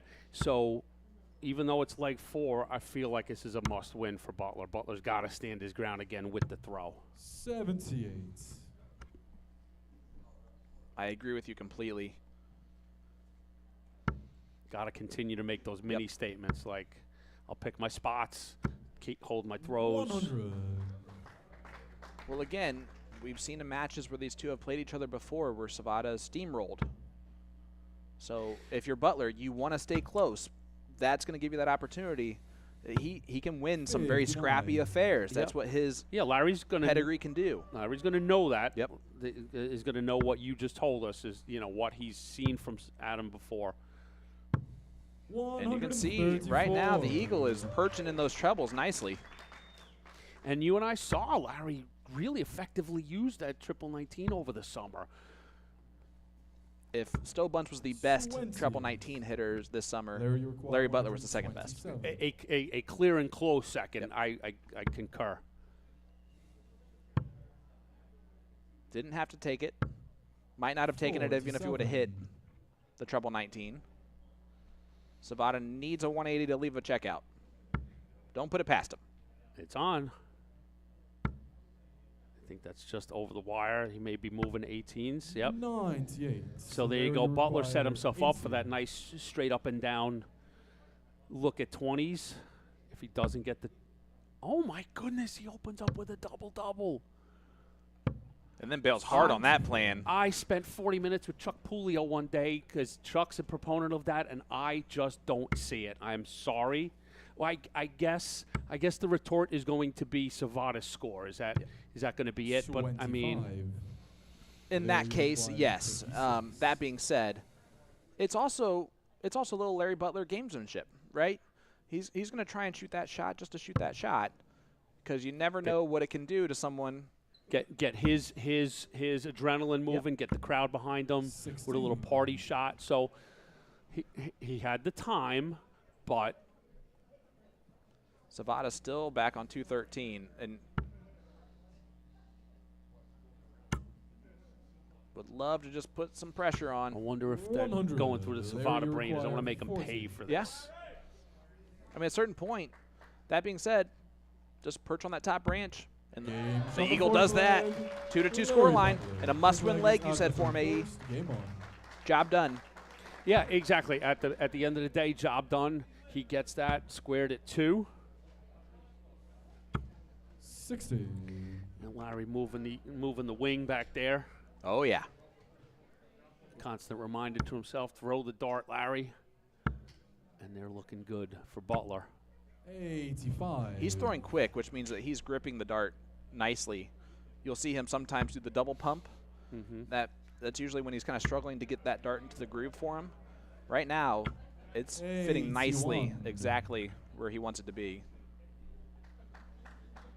I walked in earlier as the day opened up and went into the practice room, and Jacob Taylor's at the board, but at a 59. table is Gary Mawson, John Part, and Larry Butler. And I said, oh, boy, what a fortuitous room Shenanigans. I just walked into. But, I mean, the oozing of championship darts at that table was 140. incredible. It'd be hard to argue those aren't the 3 most decorated North American dart players. In the history of our game. Don't mean we're not going to debate Nope. out there and everything, There's but no I will, disrespect. off the top of my head, I will throw Bob Seneve a definite, Okay. kudos to be in that conversation. 92. But that is not. I mean, yeah, those 3 guys are about as decorated as we're going to get. Trying to put some pressure on the 128 from Savada, and he does just that. 26. Adam, you require That effective 128. 19s, right? 96 puts a pressure on a. 128's not the nicest of No, it's double not. of out routes. So he needs a 20. No. He was hoping for a look at the 92. bullseye. Larry, you Doesn't require get it, so 96. we'll see if Butler hits the first triple 20. There you go, double 18. Game Beautiful shot. darts from Butler. Larry Butler. Gorgeous, and he takes a 3-2 lead. 6 leg on against Larry Savada. to go first. Game on. Butler making a move here into leg 6. Nothing in the averages, and I'm telling you, Savada's throwing right around his average for the season. 58. Butler's raised his about 11 points so far.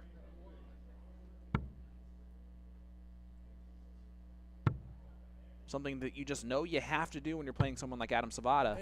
And I think 86. Butler playing him twice in the past might actually have helped him understand that you're just going to have to You throw your gotta game. You gotta bring it, right? Yeah, and we saw that. We saw Larry first leg. He's in there. He's 6-9 darts in. He's throwing 107. 44. Now, with Larry's resume and pedigree and the always bubbling potential, meaning of a burst, is still there for Butler. But Savada being the 47. 4 and how hot everybody. But if this stays fast, I mean, how big of an upset do we call this? Like, can you really call a Larry Butler win an upset? Is like my question I'm posing. 59. In my opinion, absolutely. In this case, especially, again, he wasn't just my, I think I'm going to pick Adam here. He was my by far favorite, leading almost in every statistical category, 180s. He's leading in average. He's leading in 76. second in checkout percentage. I mean, everything points to Adam Savada. Even how hot he is coming into this, winning 2 of the last 3 in the last weekend. Nothing was showing this upset happening 60. as of recently. That being said, there's always an opportunity when it's the Eagle. When you win the inaugural 1994 match play 44. as an unseeded player, you're okay with a lot of upsets, including the #1 player in the world in the final. Without a doubt, yeah. And Larry, in my opinion, was always really akin. He was sort of our 60. American version of Phil Taylor. He loves winning. He was our inaugural Continental Cup winner. He likes winning those things first. Larry likes getting his name on trophies right out of the gate. And he has the opportunity to be the first to repeat as a champion in the Continental Cup this year? Oh, it would be, you know, we called, you know, last summer, late summer in Indianapolis, he picked up a tour win, and we kind of coined it his Nicholson moment. Big fix there for Butler. But can you imagine to close out our first decade and to see Butler back Crazy. hoisting the Continental Cup? Savada stayed The there with imagination 94 left. runs wild. 54. All right, the 139 for Butler. Very tricky 139, and so that 60 is a good place to be for Adam. So he's going to come back and have a look at that. As long as he keeps it nice, straight, and true, he should have 2 darts at tops. This to break right back and tie it up at 3 apiece. See if that's a little too high. Is that a problem, that flight? But maybe a clean bet on double 10 And does it's it in for him. Yeah, Savada's actually a good stacker of the darts anyway, so actually that first dart was sitting pretty nicely for him below that double top. Adam to throw first. That being said, he gets the job done on dart 3. 3-3 scoreline. The average is starting to drop a little bit. However, Savada right back in the driver's seat. 98. We've seen some great performances so far tonight, AE. The Moss and Bame match so far, match of the evening. 6 breaks a throw in a row until we got to the last leg decider where Doug Bame gets over the line. Dougie pulled it out, and you know, you tout as promoters, you know, 8 and 9s, and they're always, you know, it doesn't matter who, what, and where. You're always going to tout that, oh, this is going to be the best match of the night. And so far, it didn't disappoint. But yeah, we've seen different good performances and spurts of brilliance from different players. Jacob Taylor got through early, found his scoring boots a little bit, so we'll keep eyes on him. And Stowe Bunce looking to repeat. He got through past John Part and Dougie Bame. 85. We still have 4 amazing matches left to go here in the first round, here Friday night at the Continental Cup. Yeah, coming up next, how about 108? That's a 180 for Larry Butler. Still 6 starts from on 178 a from bogey, Savada. yeah. But that's all he could do there was leave the 163. 94. Great cover again on the 18s for Savada. That is saving him right now. Yeah, coming up next, Joey Lenaw, Alex Spellman, Nick Lindberg, Leonard Gates, Jack Robinson, Jim Long, and then Jeff Springer, Jake Womack. 95. Adam, you require 84. Treble 20 for double 12. There's the treble 20. There's the double 12. 14 dart hole to throw for Savada. He is 1 leg away from making round number 2 tomorrow night, my friend. Back on the beam is Adam Savada, 14 darter, puts himself in a position. He's got 2 chances to take 1 leg and advance into the quarterfinals. Butler needs to hold firm, hold his throw, and take his chances in the decider. So if this Savada Butler, who do they see in the quarters? The next matchup, Alex Spellman, Joey Lenaw. They will face the winner of that one. I feel like sometimes when we do this, we're just 2 like minds, because that was exactly the next thing I was about to say. I could tell by the smile as I started to pose the question. You were like, I was just putting that tee on that golf ball on the tee. Yeah, you mentioned Larry Butler's Mickelson moment of last year winning this 9th title, just like Phil did in 2022 at the PGA Championship at Kiowa Island, the ocean course there.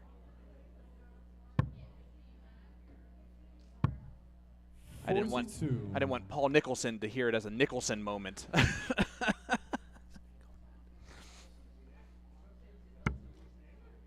Well, there was a big Nicholson moment as well, That's right? true. The 85 Masters. Yep. 86 maybe, 85. But 99. There you Joe go. Lena's dad, Tom, promoting his Toys for Tots tournament up in Queens, New York. You can find that on Facebook. Can we for a second just take time to realize how great that drawing was of the Toys for Tot logo? Like, Well done indeed. That was and we didn't send cards out for a week ago for art, for the art department. 134. Tom Lenall can draw, let's put it that way. Savada on 102. He will have that left for the match. Yeah, tough spot for Butler to be in 41. to try and pressurize the 102. So 102 for Savada to bring it home.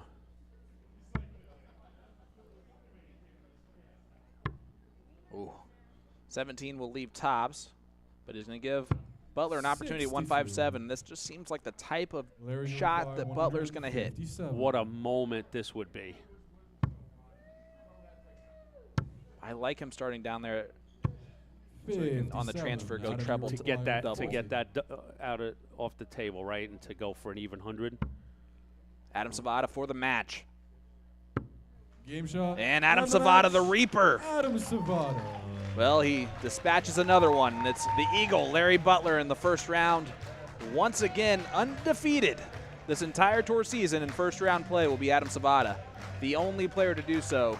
And it's a little bit below probably what he wanted to achieve, but at the end of the day, he wanted to win. The whole documentary, win in advance, right? Yep. Like at the end of the day, but in all fairness, he did have to tussle with a tough Butler early on, and that simply might be the case. We tried to frame that where Larry is right now, taking on a super tough Savada.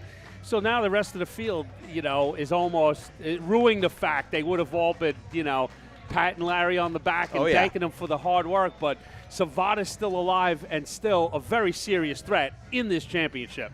Yeah, absolutely. So far in the first 4 matches, Dougie Boehm plays the winner of Leonard Gates, Nick Lindbergh. Coming up later on, Adam Savada plays the winner of our next match, Alex Spellman, Joey Lanaw.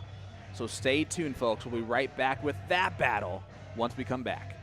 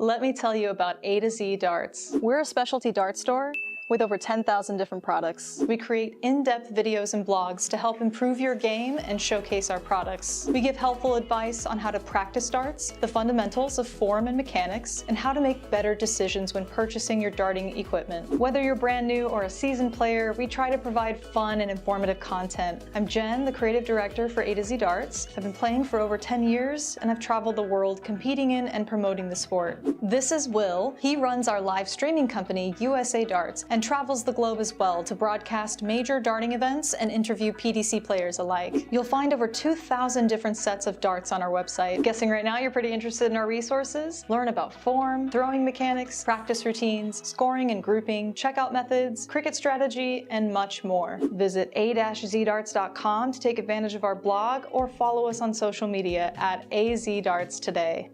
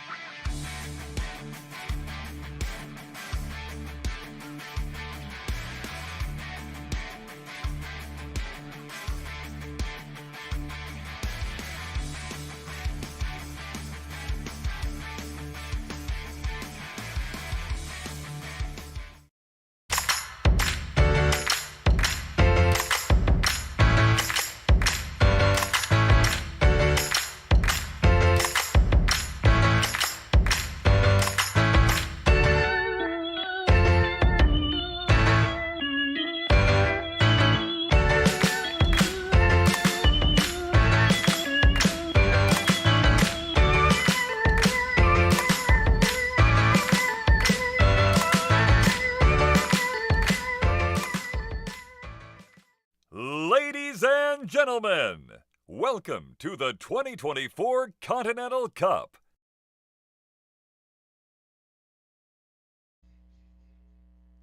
Ladies and gentlemen, welcome back to the 2024 CDC Continental Cup presented by Cosmo Darts. We are live from Philadelphia, Pennsylvania at the Columbia Social Club, and it is time to welcome our players. From Queens, New York, he is your number 12 seed, making his second Continental Cup appearance. He is a CDC Evolution Tour champion. Ladies and gentlemen, please welcome silent but deadly Joey Lenoir.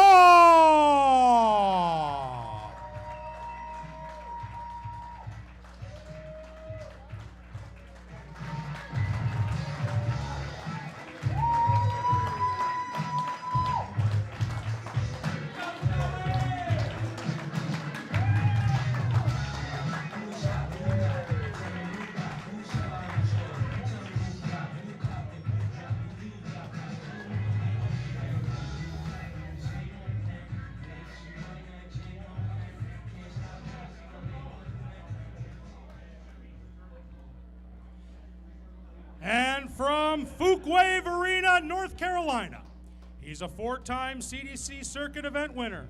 He is the reigning cross-border champion. He is a former Continental Cup champion. Ladies and gentlemen, welcome the Jackal, Alex Spellman.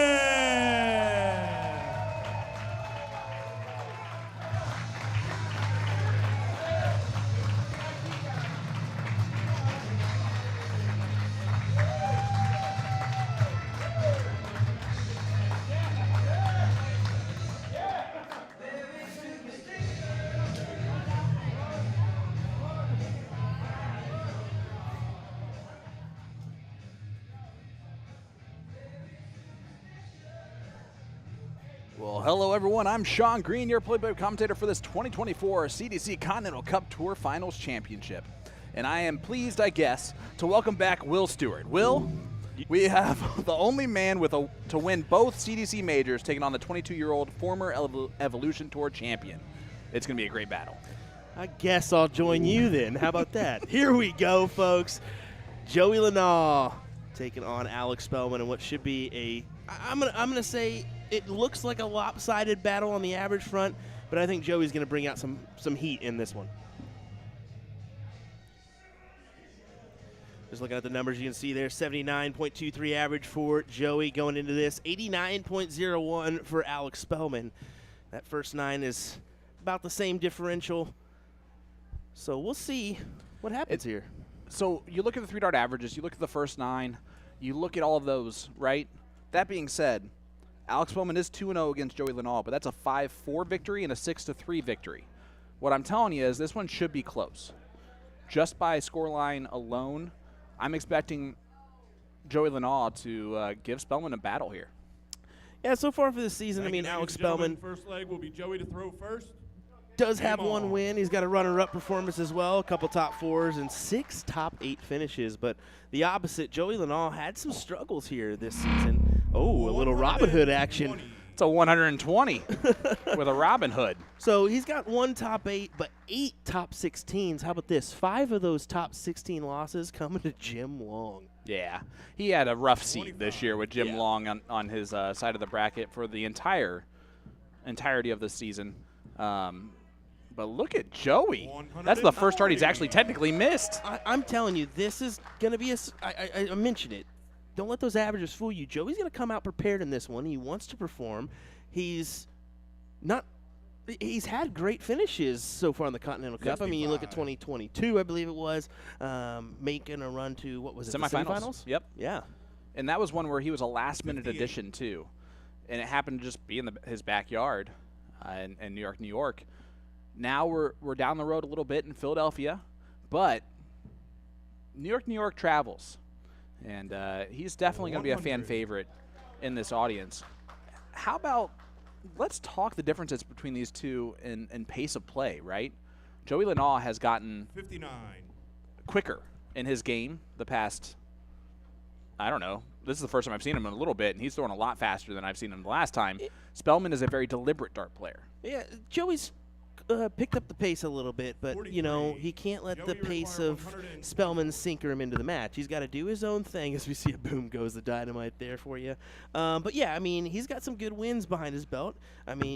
Evolution champion, as you kind of heard Peter Cetera there say. But also he had a clutch win in the ADO 501 National Championship this year in Vegas.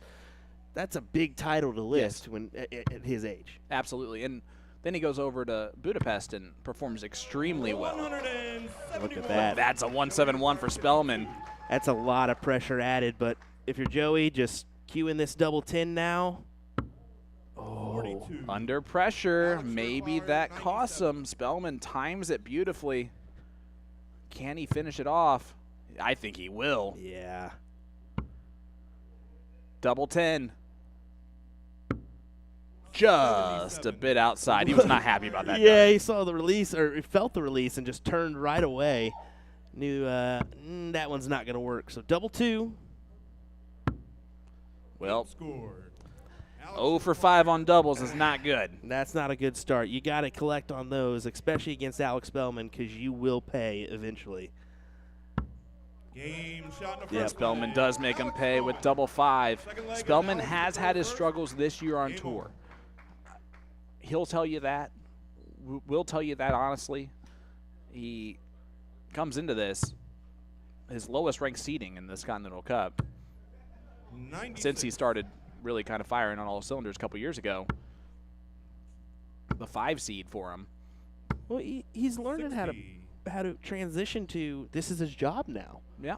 And we kind of talked about that in previous tournaments. He's now 18 months into that transition, and playing for your livelihood is a lot different than playing for fun. Well, that's a 180 for Spellman.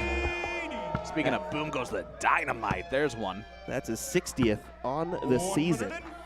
Yeah. Currently that ranks him at 8th overall on the circuit, but he's the guy that moves around the board as well that we mentioned, like Stowe Bunce. So I love that. Utilizing the bull, trying Ideally. to set the shot up.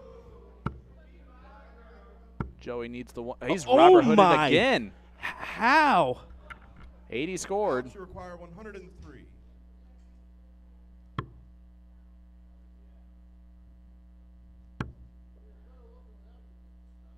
Double 12. Pins the double 12 for the 103 checkout for Alex Spellman. It's a 2-0 lead. That one's a 12-darter. Yeah, that was a clean 12 darter. Just in regards to the Robin Hood here, I'm wondering if is that a new setup we're seeing on Joey's? It is. I can guarantee you that those flights are new for him. I do not know if this is the first time of him throwing that shaft flight combination, but surely he's had some practice runs. But you would think a lot of darts are built nowadays to really kind of stop that from happening. And you can see he does not have any protection on the stems to stop him from sticking into that.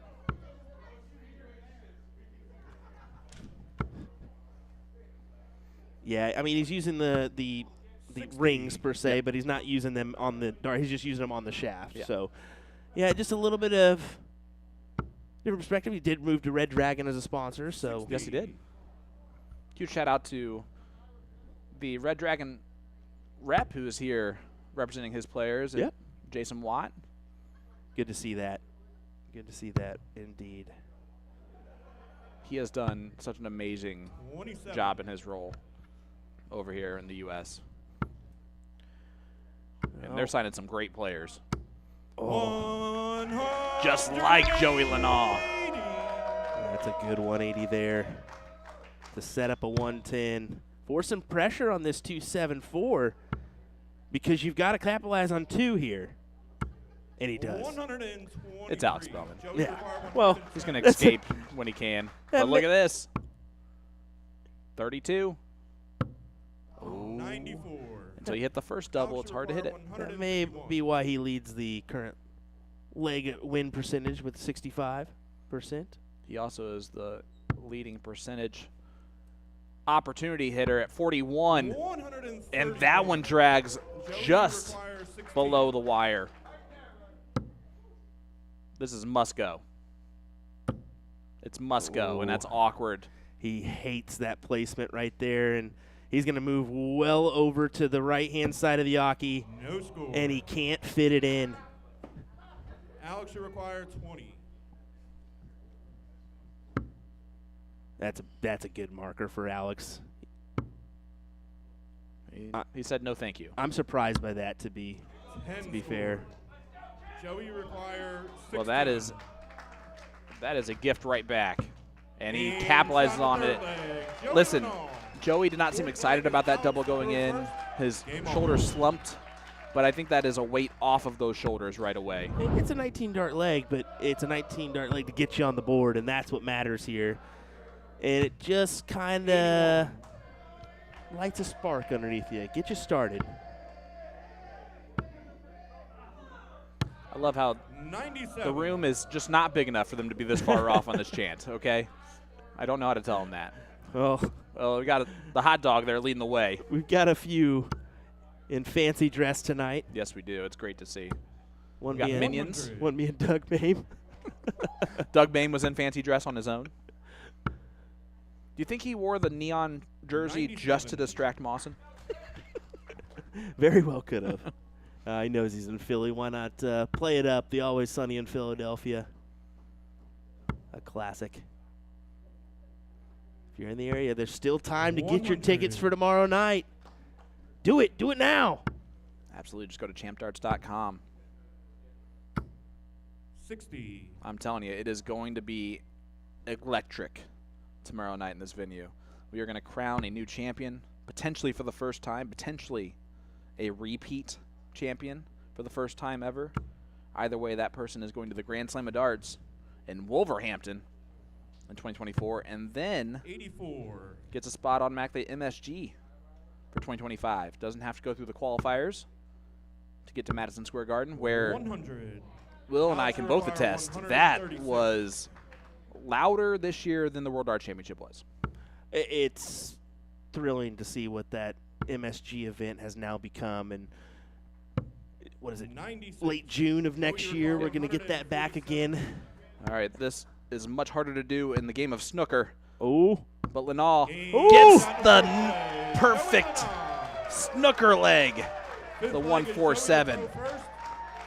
That and is it's a 2-2. big 15 dart leg there, and a great checkout to build your confidence and get you going to win this match. With his opponent on tops. I told you folks at the very beginning here, don't let those averages fool you. Yes, you said that. Dang right. Dang right. 140. This is why I was, I guess, pleased to welcome back into the booth. 57. No, I steal things from you pretty much every day, so I guess you can have that one.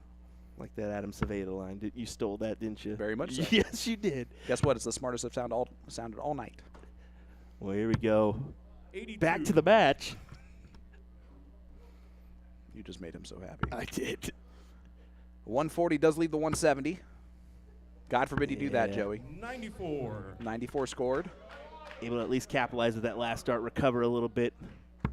So need at least 2 here. Once again, if you're Alex Spellman. This would leave the big fish. He does that. 119. Minus 10. Yeah, but at 160, that'll work. 140. But he almost needs to hit it here. He almost has to hit this. What a kickback this would be after the 147. Not going to happen. Linal a chance to take the lead with 76. 140. Go 3 on the spin Joey here. requires 76. It's 1 dart. Tops. 50. Threw a good dart. You heard that wire. Alex, you require You heard that wire there. That was the click-clack. That is not a marker. But that works out better for Spellman. Alex Spellman. He does break right back on Linal and takes a 3-2 lead. Game on. That's, good 14. Spellman's throwing well right now. He is. I mean, a couple big pushes from Joey. I mean, it was a 19 darter and then the 147. But he's hanging right in there with him. 60. No, sorry, the crowd. As he was shooting that first dart, giving a very loud audible. Yeah, immediately looking down. Wasn't pleased with that first dart. 96. You know, after talking with Alex Spellman for, just upwards of 15 minutes, 59. you really see where he's at mentally. He is just such a mechanical player. He thinks about, all right, what would this do if I lift my flight when I throw, or if I take my flight down? It's so crazy to hear his mindset in certain 45. situations. Which can be an absolute blessing at times, and then it can also be an absolute curse for him at times. And there's been tournaments where he's gone through 7 different throws. 48. And I've brought that up in the past where, I hate to see him, shake darts off and he's going for a 164. It's like, well, in reality, how many times are you going to hit a 164? Maybe 2 for 10, 3 for 10 times, if that? And that's a 180 from Alex Spellman. Leaves 80 after 12. Joey needs to do the same thing just to leave a checkout. Not going to do that. So this one's looking more and more likely to making it 4-2. In favor of the man from Fuquay-Varina, North Carolina. Try to work his way over those darts. And beautifully does. He could not have sat those in the better spot for him as a stacker. And now Joey needs to win the next 3 on the spin. He only has to break once to do it, though. If there's a best position to be in, down 4-2 in a race to 5, it's this one. 98.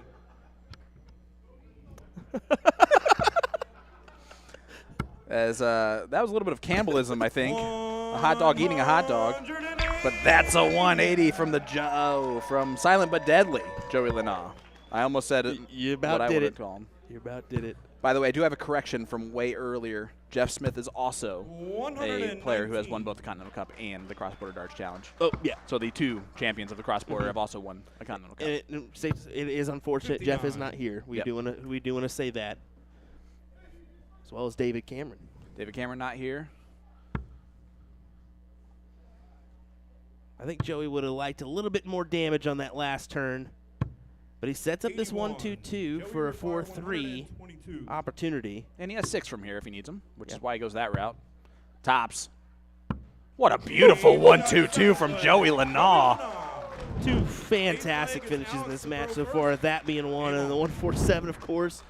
Come on now. Putting on a display with the checkouts. 100.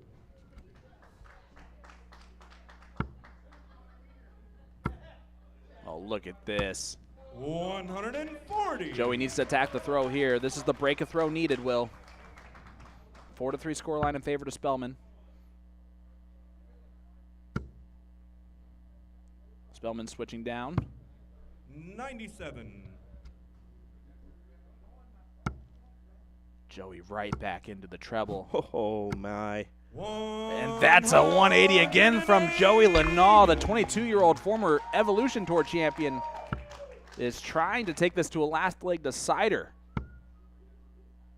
against the 2022 Continental Cup champion and 2023 Cross Border Darts champion.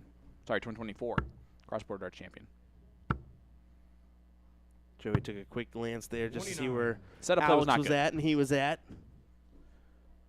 Yep, setup play not good. Not at all, and that can cost you playing Alex. Looks like he's going to get away with it. 54. Joey require 152.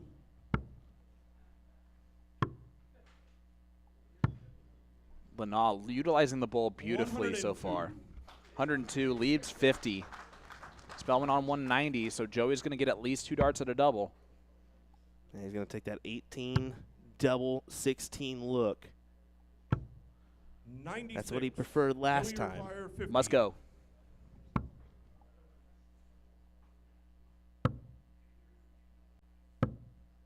Ooh, double 8 misses. Spellman 94 left. You go bullseye route here, bud? 94. I think you gotta leave yourself the opportunity at the bull if you can. So yeah, he's gonna go bullseye, and he misses. That is 82. So he's got to go 42 here for tops. Not going to even get a look. So Joey Lanaw, double 8 to send us to a last leg decider, where Joey will get the start. He just muddled under his breath. Come on. No better opportunity than now.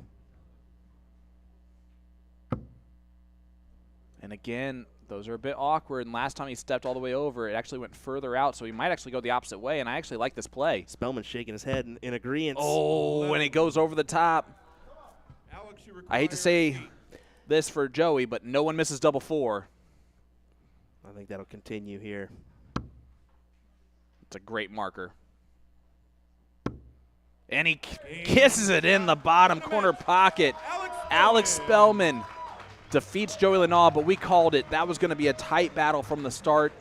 Joey Lanaw played very well. Yeah, some clutch checkouts, as we mentioned, to really make this a tight-knit affair. Unfortunately for Joey, bowing out here 5-3. Alex Spellman will continue on into the next round. Yeah, he's going to kick himself. He missed 5 darts to send it to a last leg decider, did Joey Lanaw. Ladies and gentlemen, keep giving a round of applause for Joey Lanaw. Spellman moves on. Yeah, it's going to be a good one. And That next advancing to the matchup, quarterfinals Adam tomorrow, Savada. Yeah. Alex Spellman. Yeah, so that is the first actually confirmed match for tomorrow. Not that it's the first quarterfinal tomorrow, but it is Adam Savada, Alex Spellman. Coming up next, we got a doozy. It is our number 16 seed, Nick Lindberg, taking on the number 1 seed, the most winningest CDC Tour player with 11 tour titles, and Leonard Gates. It's going to be a good one. Stay tuned. We'll be right back with more right after this.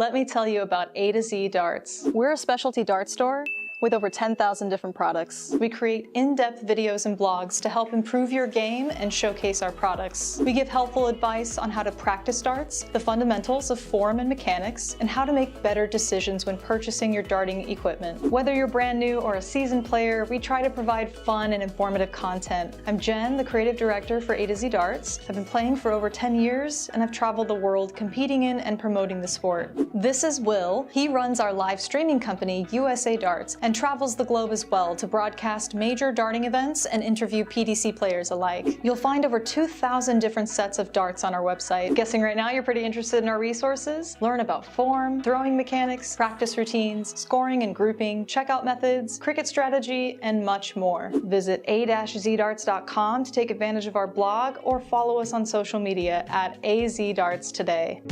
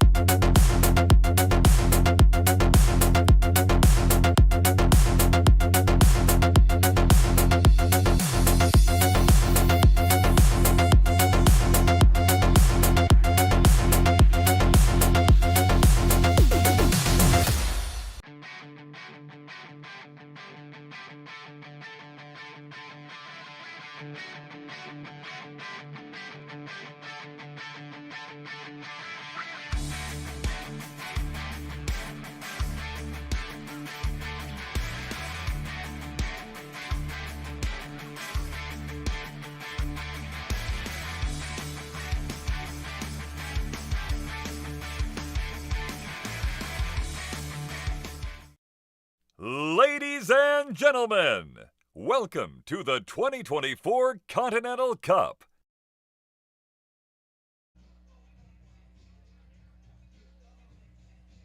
The action continues at the 2024 CDC Continental Cup, live from Philadelphia, Pennsylvania.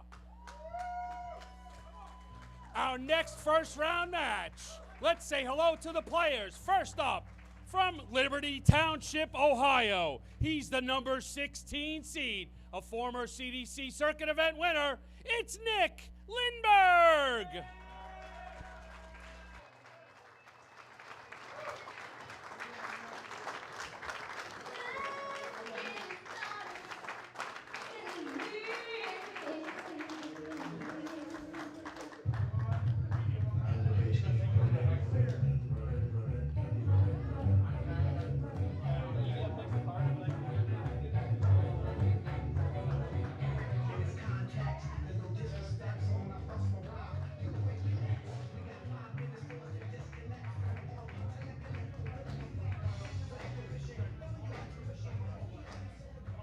And his opponent, the number 1 overall seed from Houston in the great state of Texas.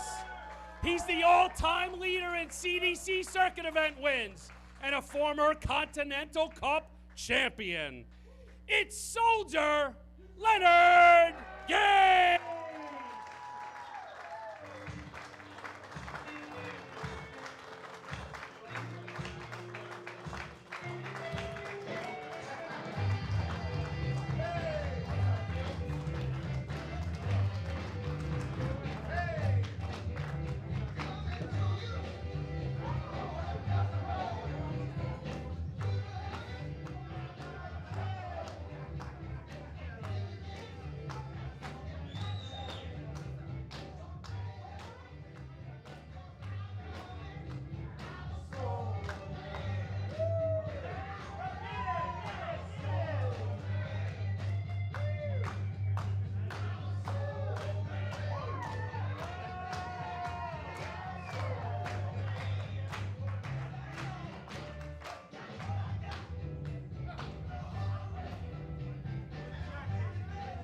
Well, it wouldn't quite be a Leonard Gates matchup without a little dancing in between, would it? Welcome back to night one of the Continental Cup here, everyone. And I sure am excited for this next matchup. We got the number 1 seed in Leonard Gates taking on our number 16 seed in Nick Lindberg. Well, yes, it is the number 1 seed, but it is the number 16 seed. But the tail of the tape is a very interesting one, and we'll get to that here in just a moment. Joining me on the mic here in just a moment will be Anthony Eugenia. But right now, how about that? 88.08 3-dart average for Gates, 81.62 the numbers for Mr. Nick Lindberg. As Anthony, I was saying, this is going to be an appetizing one. Oh, absolutely. I'm out of breath, not from running up to commentary, but dancing with Leonard Gates. I mean, what a good way to get the crowd moving, right? That's exactly what I was mentioning. I said, man, it wouldn't be a Leonard Gates match without a little boogie mixed in. So, well, I was kind of getting into it here. The 16 seed, the number 1 seed, but so far this season, all right. Thank you, ladies and it's gentlemen. very interesting. Well, I get to Nick. Yeah, I'm sure you've laid things out, and Game on. we did a little bit in some previews that Gates had a phenomenal first half. Couple big wins. Sorry, I'm still out of breath a little bit. You're good. I could take it for a second. Nick had the better second half of the season. Yes. Late charges, good form. Quite honestly, I don't know if I've ever seen a situation where I've seen a 16 seed tapped more often than I have. There is a groundswell for Nick Lindberg in this match. There has to be. I mean, the season stats go in favor of Nick Lindberg. He's 2-1 overall this season, beating Gates. I mean, he beat him in event number 3. He beat him in event number 13. Gates did get him in event number 9, 6-2 with an 87.79 average. 46. But yeah, the numbers. But those are big numbers. Yeah. I didn't realize that they had played that many times this season alone. Not only that, but how many times they played in years past. Both these guys have been on the circuit for quite some time. Absolutely. Yeah, no, definitely seasoned competitors. And it's a case where Nick is just, fallen off a bit more from his participation. Nick was a perennial top 10 player. So, it's not as if he sneaks into this event as a unseasoned 16 seed by no means. He did only get 11 events in, so missed a weekend. Well, unfortunately. That's to my point exactly. Yeah. Like he's got the skill to where if those event numbers were up, he's coming in higher. Yep. So for the season, he has got 1 top 4, 1 top 8, 2 top 16s. For Gates, how about 3 wins, 1, 8, and 9 events, 1 runner-up as well. That was a close look. Yeah, no. Leonard had really just a powerhouse of a first year. So much so, let's watch him. 140. He had such a lead that his dip in form in weekends 4 and 5 still enabled him. He had such a big first half that he sat there and he finished as the overall number 1 player. Double 2. 12. So Leonard Gates, is going to the Alexandra Palace for World Championship. He'll represent the United States and the CDC. He's in tops for Gates. Game shot the first leg. Way to steal that away. First leg. No, you're spot on there. Second leg is 17 for him. Game on. But yeah, he was in that unique position. He actually qualified for both Lakeside and the PDC World Championship, so he's opted to play the PDC, which you probably will in big, most of those situations. Experienced player and now pundit Matthew Edgar, with his big following. If I'm not mistaken, Matthew Edgar got into Lakeside based on Leonard Gates choosing the Alley Pally. So he'll take that. Exactly. He certainly will. Edgar. 59. No problems with that. And if that wasn't the case, that wasn't meant to be an insult to Matthew Edgar. I just noted Matthew Edgar fans were all waiting on Gates' decision. Yeah, he's definitely got a big following. He's choosing the PDC, yeah. Well, but I mean, 140. But to your underlying point, well, I mean, what a great season to be able to have those multiple opportunities, right? Mm-hmm. Speaks to where he's at as a player right now. Of course, most majors for a World Seniors participant so far.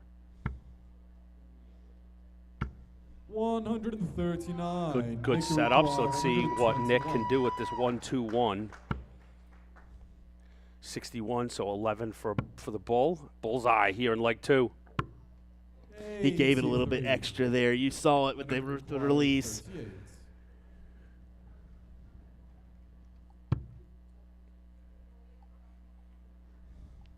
Gonna have to. Yep, he's going to split it up. 317 is a lot of, just sort of it's a safety valve down there. So he's got 19 left. Yep, that leaves him double 8.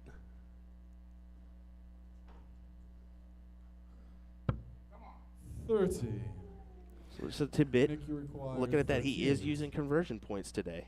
Okay, let's see if Nick goes the same route. Yeah, okay, and he's in the same bucket, so double 8 for Nick as well. Gets it. And Nick converts, gets the break back. Third leg, it's Nick to throw first. So things are all square. So yeah, we've seen Will is spot on, an equipment man. I see him at so many events. Sure. And I've always asked him. I said, so how do you just remain, so good at soft Of tip as course, well of as course. steel tip? Playing both disciplines so very much. Yeah, you've got to find out. You can't be going back and forth with like a lot of variation, right? 140. Big 140. So he's got barrels that. He's going to stay with the same barrels and swap out points, right? He transitions from the steel tips to conversion points. Just depends on how he's feeling, and sometimes that weight at the front with the steel tip dart can throw him off here and there, so he'll convert to that. So, a little method behind the madness for LG, or Gator as he calls himself. I like it's funny you used LG. I've been calling him LG since 2015, since I first met him at the Blueberry Hill. Yeah, I mean, obviously we talk about his accomplishments, CDC and PDC seniors. So I mean, his steel tip resume is nothing to sneeze at. But I mean, he truly is about as good as you can get on the planet when it comes to the soft tip game. 55. Lindbergh a little bit upset with that opportunity there. He knows he needed to kind of convert because Leonard is eyeballing a checkout look. 57. Yeah, Lindbergh, even though, you laid out a good record for him against Gates, hot, but still coming in as the 16, you got to get out to an early lead, right? You don't want to be down 3-1 to the 1 seed. Yeah, that's a tough comeback to make. So you've got to stomp your foot in the ground, do it early, and let them know you're there. Wow, had that look at Bull and almost collected. He gave you a come on, I think, when the dart was in the air. Of course, Lindbergh going for the Bull route there. Not able to capitalize, so 9 for double, 8 for Gates to clean this leg up.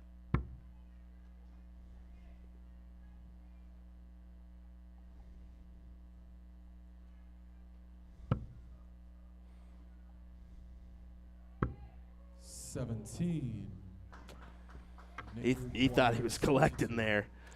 So 16 route for Nick. One more 16 gives him tops. 52. Oh, and it goes back to Gates. He couldn't believe it. He couldn't believe he thought that one was in. Calling for the video referee. Let's take a replay. And Gates puts in second dart into double 4. Surprised he didn't start soccer motion in there. Take out the NFL cook. He's got the red flag in his sock. Wait a minute. And look at this start from Leonard. 140. You got to give it right back if you're Nick here. I concur totally. There's moments you can't let the horse get galloping, and you got to rein him in a little bit, and that's what Nick's got to do here. 57. Because the thing, too, about Gates as far as like the whole field is concerned too, if Gates is going to stumble, Gates is going to stumble early, right? We've seen him on, he has won a Continental Cup championship, of course, so all credit that, but we've also seen some other Continental Cups where he's been out on Friday night. So, I mean, it was Steve Warnock that ousted him in the cross-border challenge, I believe it was. Yeah, absolutely. That's what I'm saying. When, for Gates to be had, a lot of times it is in that first round. So, from the rest of the field's perspective, they don't want the sun to rise and Leonard Gates still being in this field. It's a 164 opportunity, not going to happen, but he's going to come back with Nick at 162, not able to take that out. So now here comes with that counting and the planning.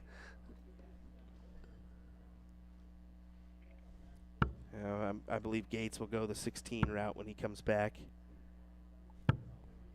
32. Looking for 64 for tops. 104.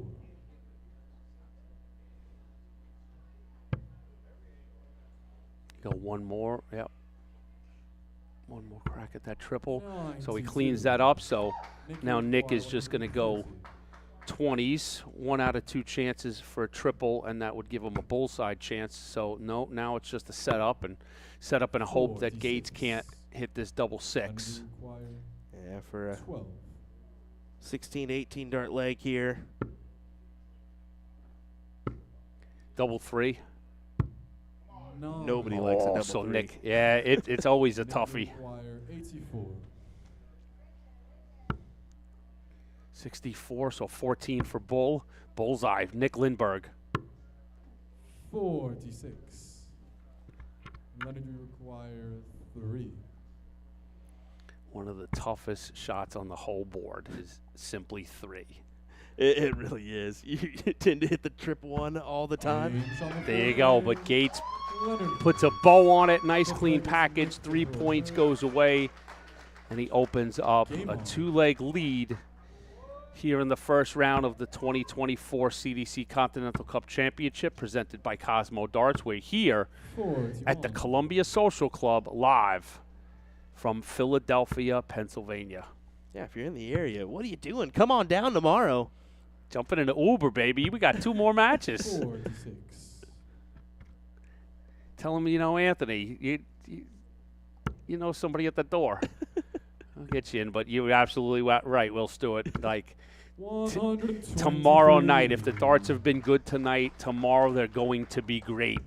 The Elite 8 move into the second round and finals night at the Continental Cup. Already 2 fantastic matches with Adam Savada taking on Alex Spellman. Come on, man. Stowe Bunce taking on Jacob Taylor. Look at that stuff. 139. If you're within 100 miles, start setting up Google Maps. Get here, baby. 140. There's a big hit from Gates to kind of keep him right in line with Nick. And this winner, who I think we've got someone sitting and waiting, right? Dougie Boehm. Yep. Dougie Boehm. I mean, we saw what an exciting win for Doug over Gary Mawson. So Boehm takes the winner of this match tomorrow. Nick, you require 103. Yeah, a lot of emotion showed in that matchup with Doug and Gary Mawson. Double 16. Ooh. On the 5th leg. 103 checkout for Nick Lindberg. What a shot from Nick. Game on.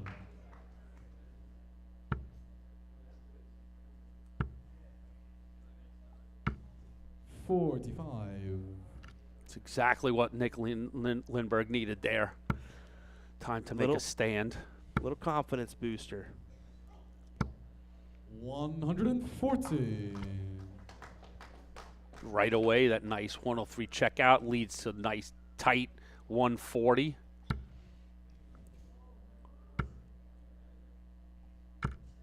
$100.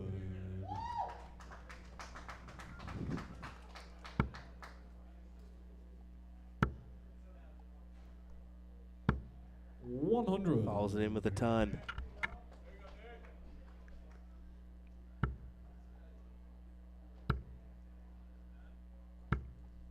$26.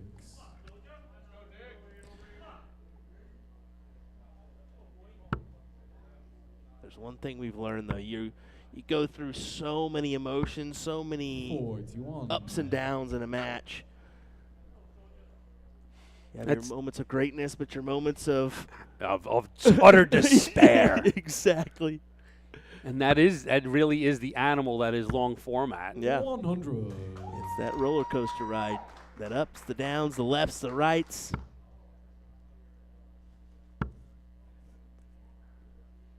Great setup job to leave the Shanghai look for Lindbergh. Can really capitalize here and make this 3-3. That's a 180 for Leonard Gates. Gives us a come on. Immense pressure added here.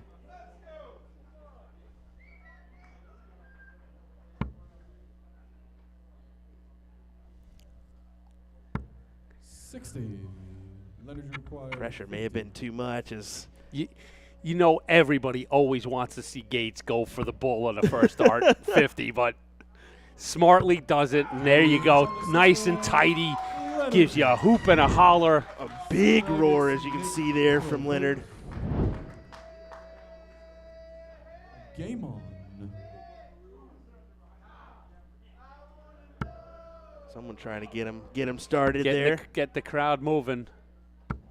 123. We got 2 matches remaining coming at you. Up next, Jack Robinson versus Jim Long. 100. Debutante in Robinson takes on a really in-form Jim Long. Took the spot to go to the Worlds for Canada, so a tasty matchup, and then followed by Jeff Springer and Jake Womack. So two good matches still to come here as we close out round 1 at the Continental Cup. And tomorrow night looks to be a doozy. And word is ticket sales were very brisk. I think we may have a really raucous crowd tomorrow night. So I'm really looking forward to Saturday night, championship night. Okay, but this is where it costs him. He went 140, left 162. Gotta set yourself up there. Gotta go 18s. Yeah, and that's, Nick, when Nick sees that, now he knows in the back of his mind he's got 6 darts at that 142. Nick, you require 42. 18 shot, I believe that leaves 24 remaining. Yep, double 12. That's a good marker. 18. All right, so as Will laid it out earlier, Gates likes the 16 route with 104. Let's see if he's pulling back with a rethink. He may be. I don't see any reason why you'd change, yeah. 21 leaves 83, so 17s is going to be the desired target, a triple 17. Nope, 66 remaining.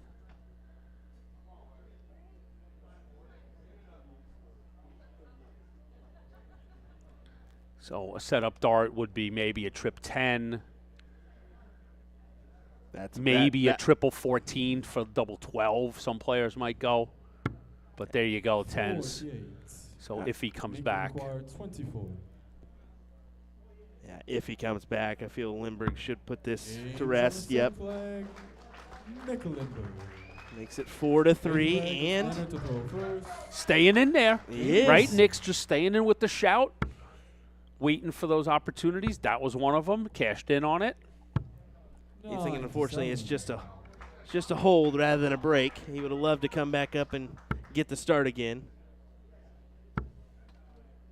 Still more work to do here for Lindbergh. Got to win outright the rest of the way here if you look to book a match with Doug in the quarterfinals. 135.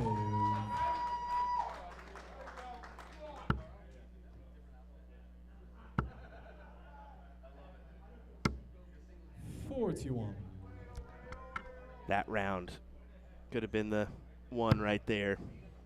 So here you go. Gates is looking for a 99. 32. And he gives it right back to him, so. Yep, the opportunity is there for Nick Lindberg here in leg 8. 140. Snuck that last one in there for a 140. Just got it in there.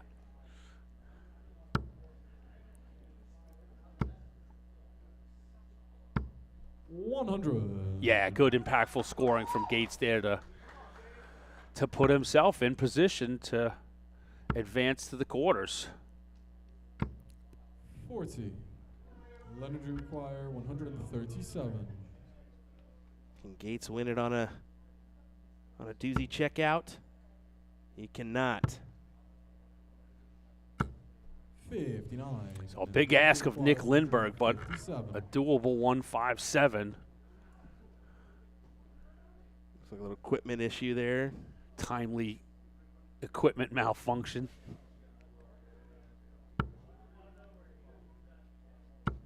Now it's just a setup, 17s. 57. And Nick Leonard hopes he comes require back with the look. So 78 for Gates. The 78. route should be 18s. If he hits the triple, it'll be double 12. He's got it. So 2 darts up there at double 12 to move on. Game shot. There you go for Leonard Gates. Leonard Gates. Yeah, big stuff for him to capitalize and gather the win here. And to be fair, I mean, you're seeing the averages there. It was a tight-knit battle. At times, maybe some loose starts. Sure. But, yeah, that's going to happen throughout Sure. the duration of the match. You're getting warmed up here. But Nick did have his chances, and in all fairness, yeah, I think could have made a real run in that match. He just couldn't seem to link it all together, right? But come on, if you aren't excited and should be in the room tomorrow for a match that includes both a Gates and a Doug Boehm walk-on, like, come on, what a wonderful part of tomorrow night that's going to be. So we'll be right back in a few minutes with our next match. Jack Robinson, Jim Long. We'll be back with more from the 2024 Continental Cup.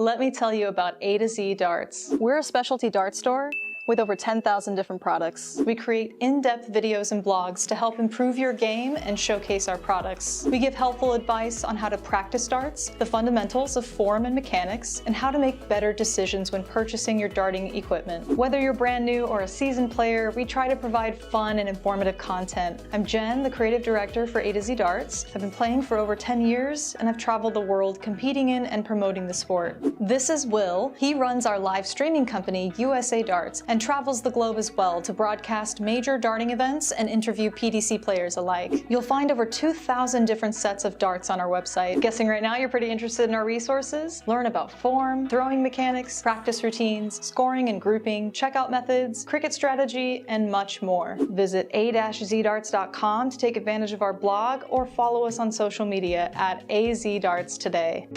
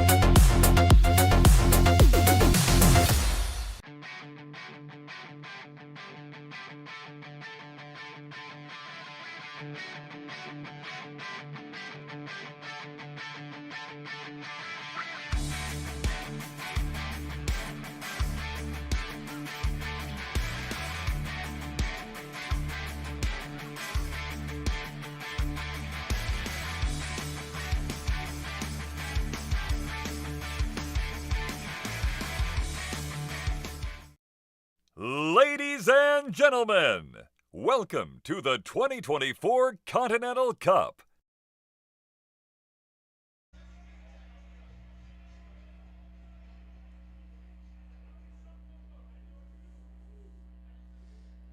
And ladies and gentlemen, welcome back to the CDC Continental Cup Tour Championship presented by Cosmo Darts.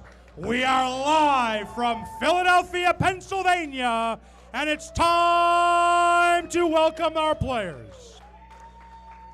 He is making his Continental Cup debut. He is your number 15 seed from Cambridge, Ontario. It's One-Eyed Jack, Jack Robinson.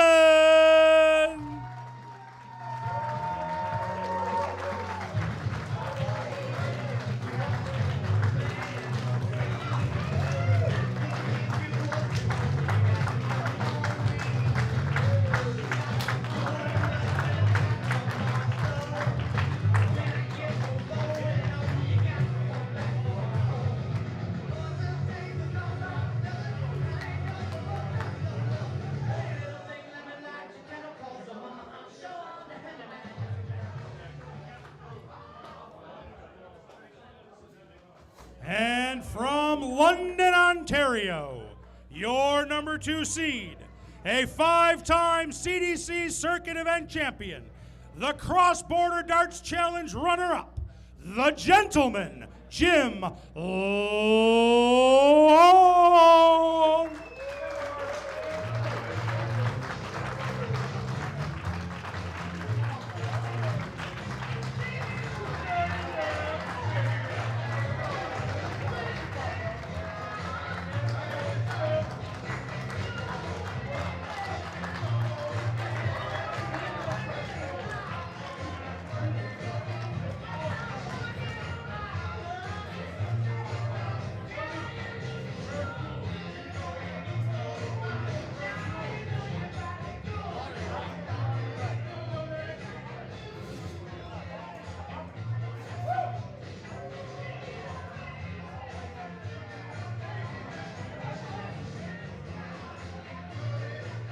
Hello again, I'm Sean Green, your play-by-play commentator for the 7th match of the CDC Continental Cup Tour Finals Championship, and I'm pleased to welcome back my partner in comms for this one, Anthony Eugenia. AE, a couple of Ontario natives doing battle in this one. Jim has to be the favorite though, right? They just keep getting better and better, these matches. Yeah, I mean, certainly how we watched, Jim's summer unfold, famously betting on himself, sticking around, playing some CDC events. They paid off, wins.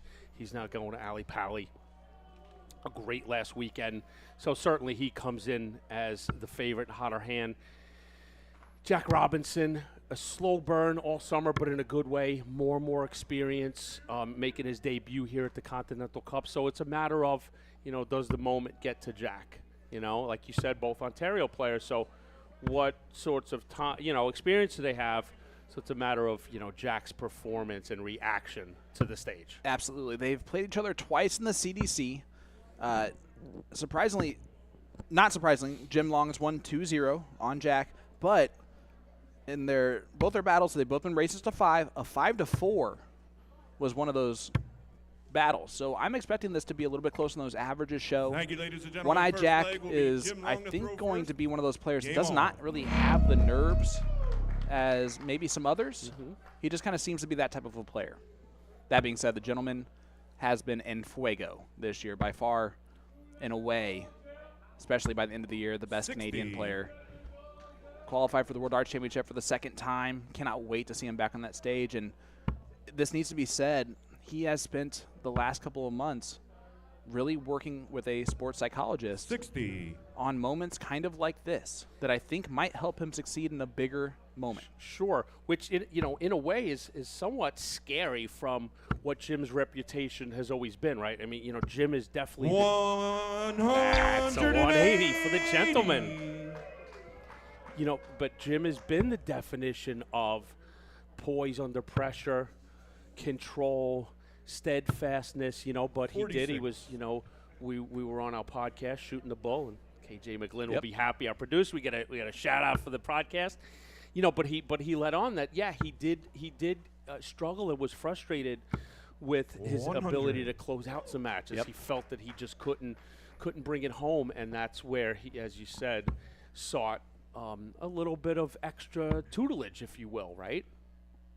And he'll say that he just wished he would have done it sooner. Jim, you require right? 161. And that says a lot about the potential opportunity for maybe others in this game to go down that route. We're seeing it more and more, and I think that it can only help players like the gentleman here. Wearing a 104. There you go, DJD, the Picasso Dart jerseys, and Jim Long's wearing a different rendition of his jersey for this Continental Cup Tour Finals. If I'm not mistaken, some players 60. have Jim, you require made 57. Continental Cup specific jerseys, which I love that idea. I love that players do that, and love to see that continue. Nope, Jim, that's just below the wire, so 2 10s. 37. Love that idea of big event specific jerseys, right? Yeah, and it is no coincidence that is Eagles green that he is wearing in that jersey too. You gotta think sometimes. 24. Right? It's marketing. Jim, you require 20. Double 10 to get into this Continental Cup Tour Finals Championship. Now it's double 7. 13. And now it's a mess. He's doing the mess around here, AE. Got a mess on his hands, but he's got some time. Jack's scoring wasn't up to snuff. It is a little better now, but pardon me. Jim will be 100. back to take a shot Jim, at you fixing that require 7. 7. Yeah, clean up on aisle 7 here. And he does not clean up. Jack, you So require Jack Robinson, 126. an outside look here at the 1-2-6. Going to start on the 19s. Going to stay there. Treble 19 will leave the bowl. Bullseye. A mile 82. away. Yeah, that's one of those where you almost go, 7. is that in? Just to make yourself laugh. Double 2, I should say. 4 points. Double 1, Madhouse. No score. And he's going to All be right, kicking so himself in this Jack first replies leg. Right, He, Jack gets a look here, 44. all you can do is take the opportunities you're given. He's got to do that here. Double 10. And it's in. Jack Robinson steals that one from Jim Long. That's what happens when you do the mess around on those doubles. He had 20 left with Jack on 2-2-6. Leaves 7. Jack gets it done. And here we are, 1-0 lead for the 15 seed, AE. Yeah, Would not be the first time a 15 seed has made a deep run if Jack Robinson's able to do it. No, sir. No, sir. Right? March Madness brackets. 15 is a good bet. Interesting to hear a little bit of support for One-Eyed Jack out in the crowd. 2 in the bed. 3 in the bed. That's 180 for the gentleman, Jim Long. I don't think he was too bothered about losing that first leg. No, and that goes back to earlier as we opened up in the first leg talking about Jim's pretty unflappable nature, and to your point about his willingness to talk about his journey and that's what you really 59. need in sport to make a difference, right? Is you need leaders like Jim Long, accomplished players that other players look up to be honest and open and blaze a path for others. So like you said, that's 36. going to encourage players to look at all facets of their game. Yeah, so I'm about to say this one thing, partly because we're in the business of making KJ happy. At PopCon this year, Jim Long was there, one of our players to go to PopCon in Indy, which was a great experience. I'm telling you, he did such a fantastic job with everybody that he worked with. He gets the moniker the gentleman for an absolute reason, and he is 43. He's one of the best to do Jimmy it. And require this year, 170. 4 finals. He's tied for the most most matches played, and 130. he hits the 130. We were on the edge of our seat breath there. a little bit because we couldn't see that blocked second dart. All right, here's what we're going to need. We're going to need another second angle on that board tomorrow that shows the reverse side if it's blocked. Jimmy require 40. Just to make McMahon panic a little bit more. Tops for Jim Long. He takes out leg number 2. Third leg is Jim to throw first. That one was a 13 dart break a throw. That's why he didn't panic, AE, because he was on a finish after 12 in the first leg, on a finish again here. He knows the scoring is going to be in there. Second in 180s this season. 121. You think about Jim Long and you think of a good finisher, not the power scoring that he has really brought to the game this year. That's why he's the number 2 seed. He's number 2 seed on the CDC. And we've seen that power score, like you said, it really has ramped up a notch, and we've seen him in the seniors and the Motor Super Series. 140. He is also 3rd on tour this season in 140 pluses. And that's a stat I like very much. Of course, the 177, 180s are the flashy numbers, but to me, you look inside. Our very own Trish Grezik. I was wondering who was crazy enough to write that sign. But you peel back the numbers on on championship runs, and 60. it's those 140 numbers that really can make a difference. Yeah, I would say death by 1,000 140s. Those will win you a lot of tournaments. 41. They put you in a position more often to have those looks at a double and the extras based on the difference you've put between you and your opponent and in your consistency. 60. Jim Long represented by 2 of our sponsors this year on tour with DJD and Galaxy Barrels. 100. Jimmy require 120. Shanghai.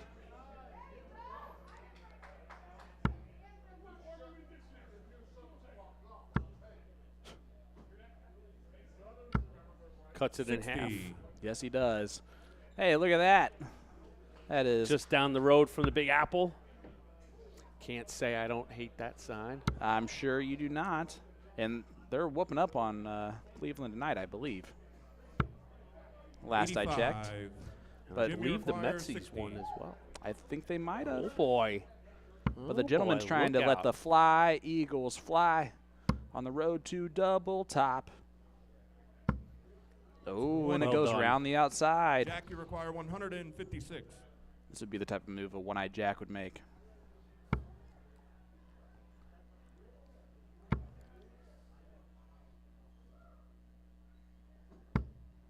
$60 scored. Jimmy But this, requires you know, 40. this is that difference in scoring. Yeah, Jim's gonna just be out front enough to have a comfortable 6. And it took all 6 of them, but he gets it done before Jack even gets remotely a shot. And it's a 2-1 lead for the gentleman.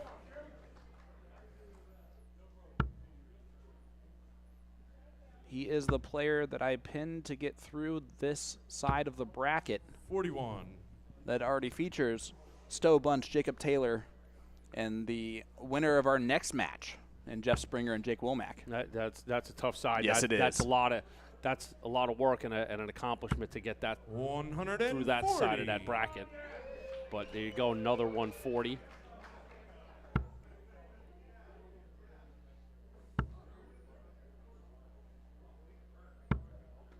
$36. Yeah, Jack's starting to march a little bit.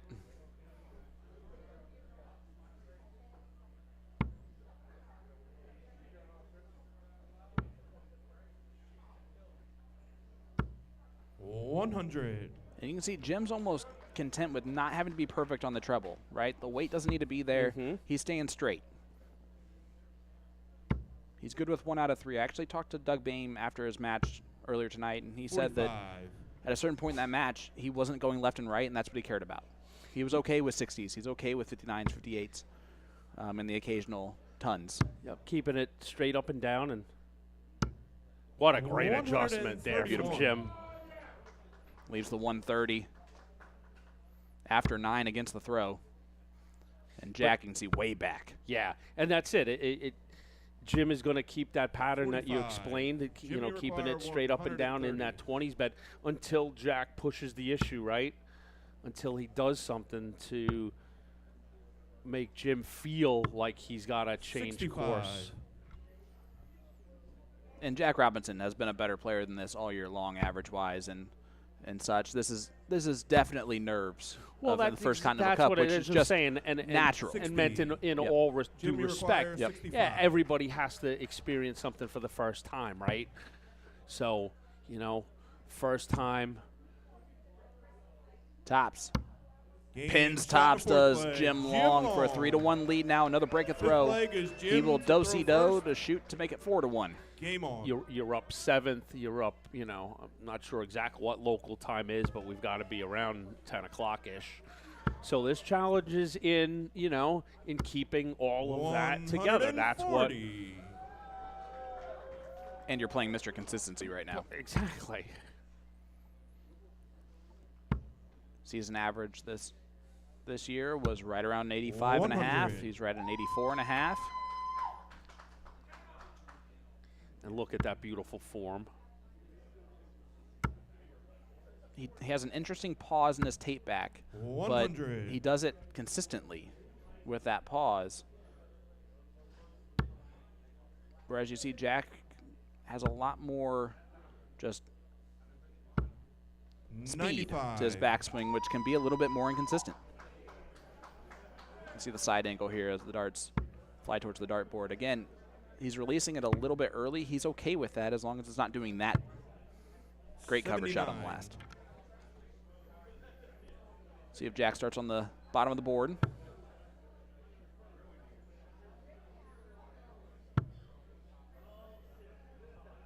Probably going to look up now. 42. Making right choices, just not execution.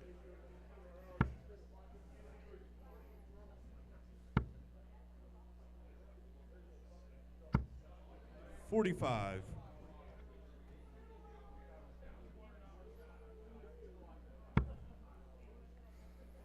Right now, gentlemen just proving to be a little bit too much scoring power, and 58. Jack had the lowest Jim, you require average 137. season average coming into this, but it was a 77, not a 59. So Jack also, I'm sure, is kicking himself on how he's playing right now. 57. 80 when he returns. Jack can put some pressure on that. And really, 6 great darts here. Can turn this thing around for Jack Robinson real quick. Yeah, certainly 100. just a two-leg Jimmy lead, required and it would 80. be a break if Jack could get this, and he would come to the line with the opportunity to tie us up. But single 20 to give an opportunity at tops. 60. You saw Jackie his darts pitch a little bit, and 106. it clipped the flight and dragged below the double. It's got to be here and now for Jack Robinson. 106 got to go.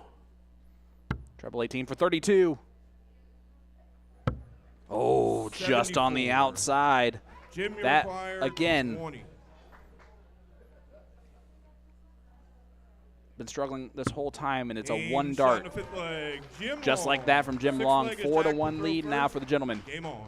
It's going to be tough for Jack from this point.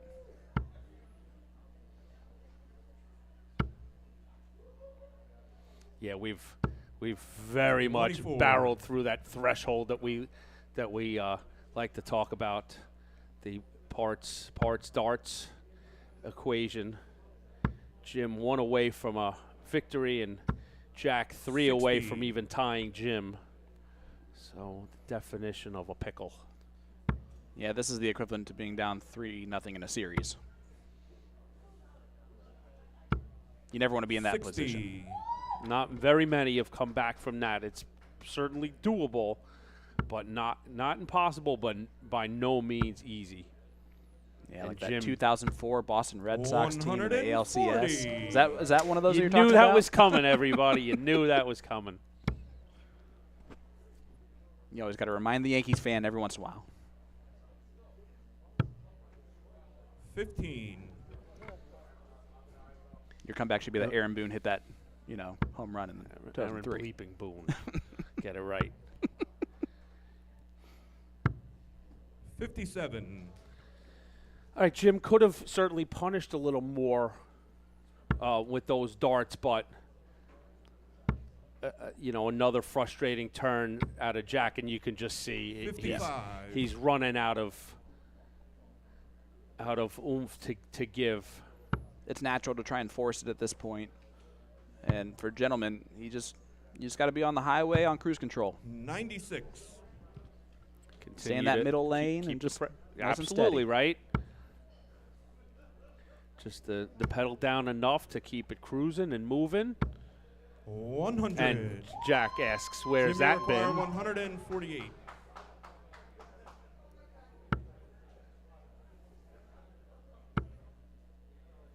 Just set up play here for gentlemen. 60.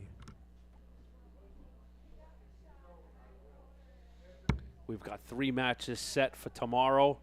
Gates, Bame, Savada, Spellman one side.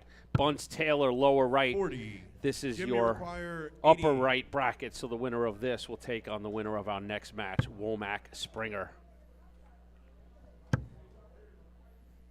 72. 64. Got my gazintas wrong there.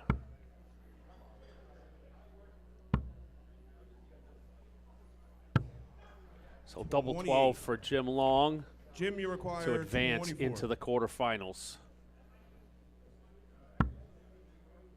2 6s. Good marker. Game. Perfect shot, marker and for the Jim match, Long. Jim 5-1 Long. victory, AE, for the gentleman. Made it nice and easy, as you see our director, Mr. L. David Irete. Darts. The man, darts. Don't know if I've met anybody in my life that loves darts more than one. L. David Irete. So, yeah, Sean Green, I mean, little less on the scoring from Jim that we know he's capable and we saw him. But as the theme of tonight, win in advance, take the W. 5-1 is, go home tonight, get some rest. A lot of work to do tomorrow. A different night tomorrow. Tonight's one match, focus. Tomorrow, if you want to win this Continental Cup Championship, you've got 3 big matches you've got to get through in a matter of about 5 hours. Yeah, and you just heard those 7 juicy names that are so far in the quarterfinals. Who is going to be the 8th and final player that's going to take on the gentleman Jim Long tomorrow night? Is it going to be Jake Womack or Jeff Springer? We will find out when we return to the Continental Cup Tour Championship Finals right after this.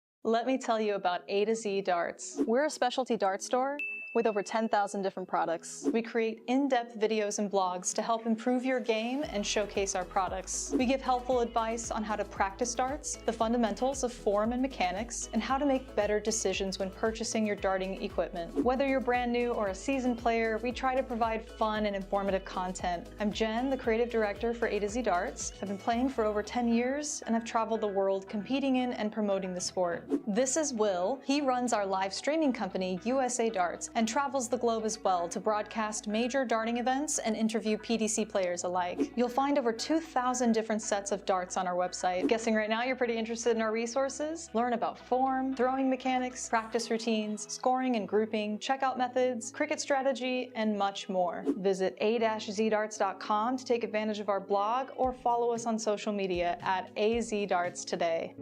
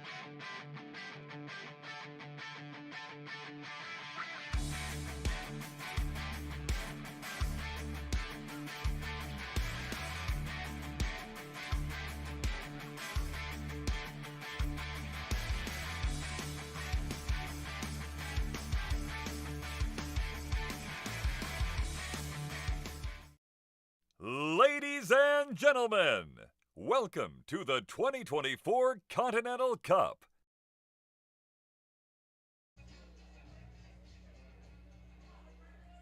Ladies and gentlemen, welcome back as we put a cap on night one at the 2024 Continental Cup Championship presented by Cosmo Darts. Our final match. Let's say hello to the players. First up, the number 10 seed from Everett, Washington. He is a CDC match play runner-up. It's the Stinger, Jeff Springer!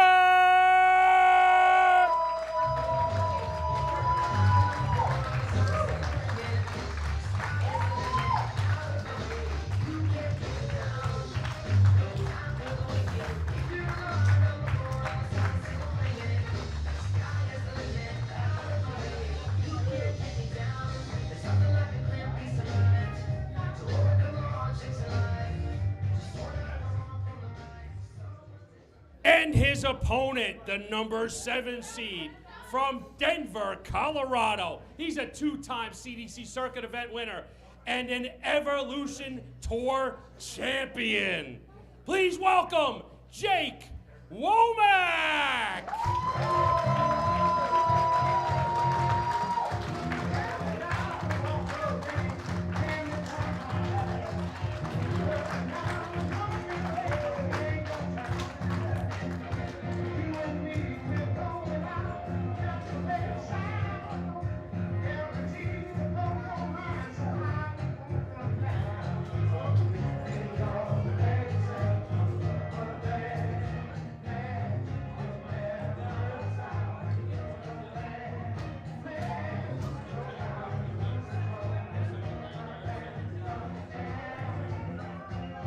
Welcome back, ladies and gentlemen. I'm Sean Green, your play-by-play commentator for the final match of the opening night of the Continental Cup Tour Championship Finals at the Columbia Social Club in Philadelphia, Pennsylvania.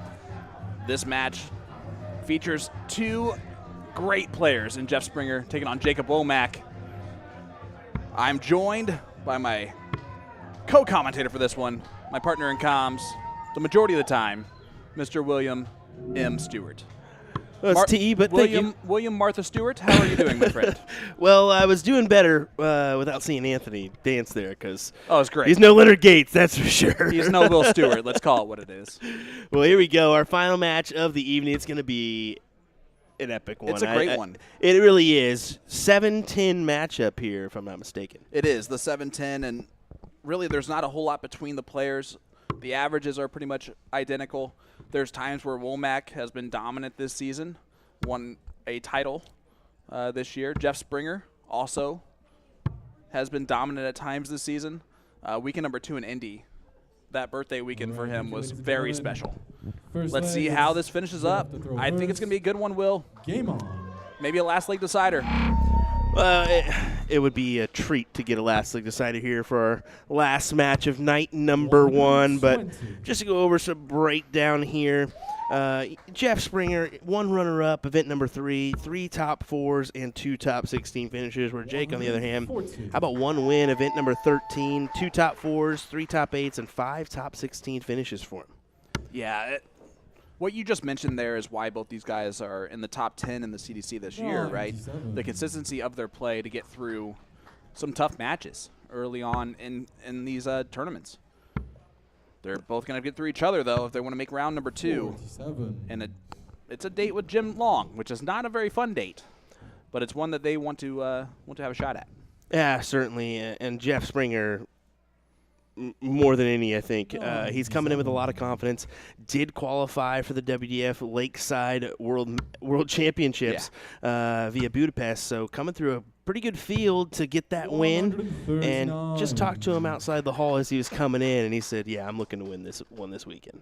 Well, he's got to get through the 2019 Evolution Tour God. You could say that again. And Jake Womack. He won every single title in 2019 on the Evolution Tour. Never coming within 2 legs of losing a final. Crazy. Just unheard of. So just as he's still a young guy. And so is Jeff. I mean, both have room to blossom here within the next 5 years, see where they can go. But right now, they're wanting to lift the title here. But Main thing, get through this leg. 43. Get through this match. It requires 75. Well, this is an early break a throw opportunity here for Womack. The man from Denver should get one dart at tops. Tops. Just below the 55. mark, and this has been what Jeff Springer has done all year 87. long. These scrappy 2-dart finishes have been clean. Double 18. Gets 2 darts at it, hits the second one. It's a 1-0 hold-a-throw lead Game on. for the Stinger. Yeah, it's those kind of checkouts that has got him by this season in the championship dart circuit. I Yep. mean, he is just comes in clutch when he sniffs a checkout.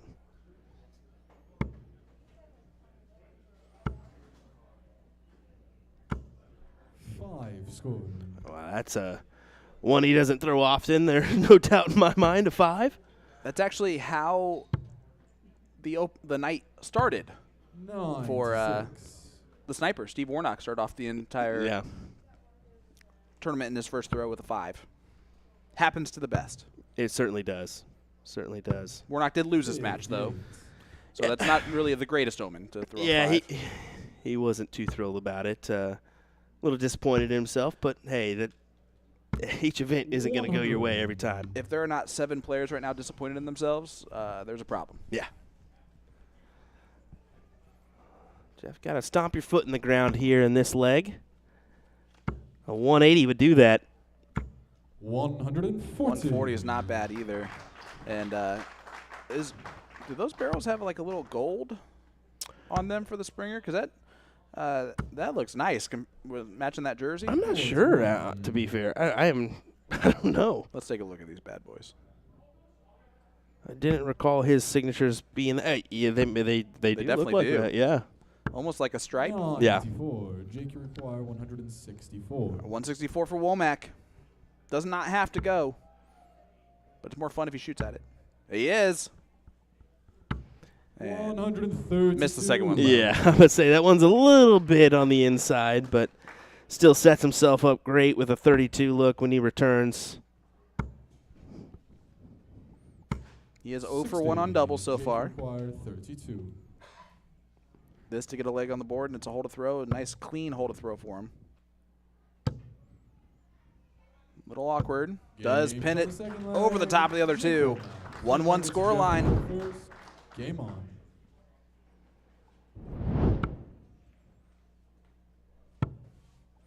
Another 2 players that 58. wear DJD jerseys, and they are completely different styles of DJD jerseys. The Liberty Bell being represented there by Womack. And that's a 180 for Jake Womack. Yeah, good shot for him to open up our third leg. 95. All right, so Jake Womack at 321. Saw all our faces flash on the screen and then immediately Surprise. immediately went 5 into the board. But made that look beautiful. And you mentioned it, qualifying for the WDF World 85. Championships, Lakeside for Jeff Springer in Budapest, and that was a tough field he had to get through. Averaged over 85 to get the job done in a very hot environment, I was told. Well, I don't know if you heard that, but they're shouting and singing Dayman downstairs. Dougie Bain might still be here. That could be it. I think they've had a couple celebratory drinks. Crowd favorite right Yep. now. And after talking to him, that was his whole goal. He knew it was going to be a scrappy affair with Mawson. He wanted to turn the crowd onto his side, and I think he did a great job of that. 90. Jeff, you require 164.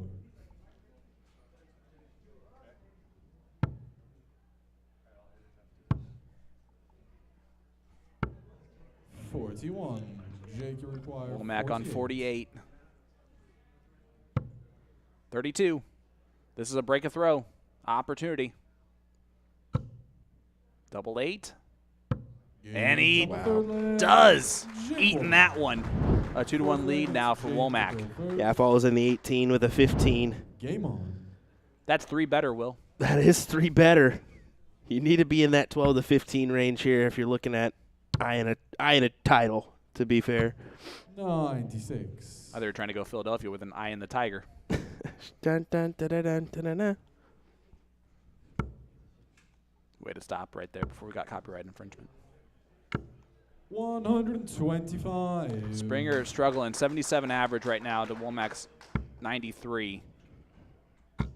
I have a feeling that this one might get closer in the averages than that, and it might be just the fact that Springer raises it up.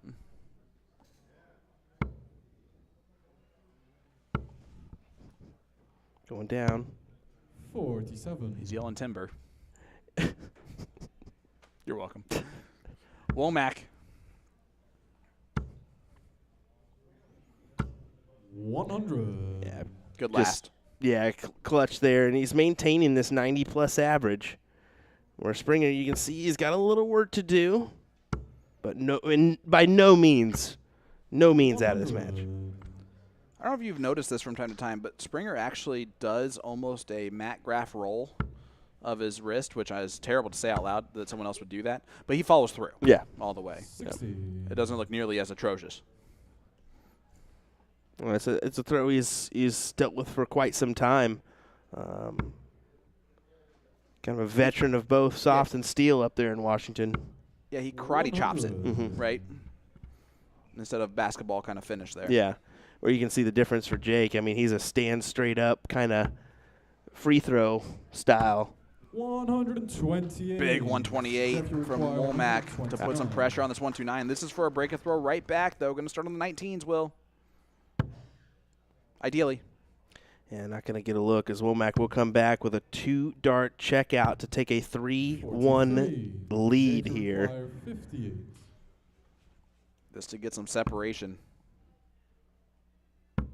Game And Womack does that just beautifully.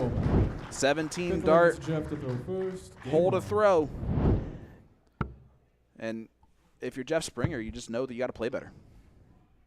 Yeah, I had to take a second look here at Jake's shirt. Definitely Liberty Liberty Bells. And what I'm used to the Hawaiian theme from him. Yep. But definitely rocking an event-style jersey. A lot of our competitors are this weekend. And a lot of them have been winning in those Philadelphia jerseys, if I'm not mistaken. They have. If you're Philly proud on that jersey, you've been winning your matches. 97.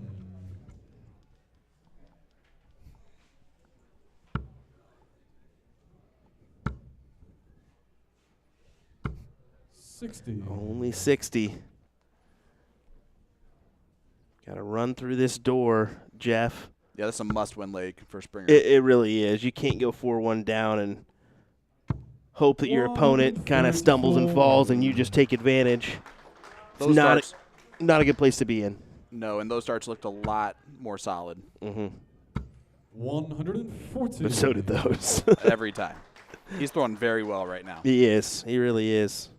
And if this goes the way of Jake Womack, we will have only one higher seed win their match, and that was the 9 seed over the 8 seed. Yep.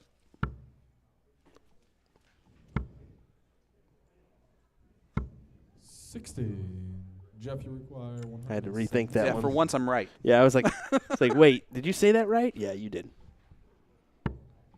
97. Not going to take it out. And 141 is just a scary finish for Womack. Now it's even scarier. Oh, he tried to go bull for tops. You cheeky fella. That is definitely one of those ones that, if I hit this, you have no chance. Yeah. Double 10 needs to go. Womack intently looking at the TV screens we got in the hall to see if he capitalizes there. This is a huge moment. A big break a throw, potentially. Double 10. Might be for the win for Womack. It definitely wins that leg, and now it's a 4-1 lead over the Stinger. Game on. This would really do something to one of the potential upset favorites in this tournament. Yeah, I mean, I kind of circled Jeff Springer as one to keep your eye on, especially with the confidence coming in from Budapest. I mean, we mentioned he's feeling good, but he's playing an opponent who's feeling good as well, and you know, throwing a 90+ here. You can't do too much against ETG. 99. Evolution Tour God. Yeah, well, just looking at overall averages year to year, I mean, you can see the success that the CDC Tour is creating. It's 58.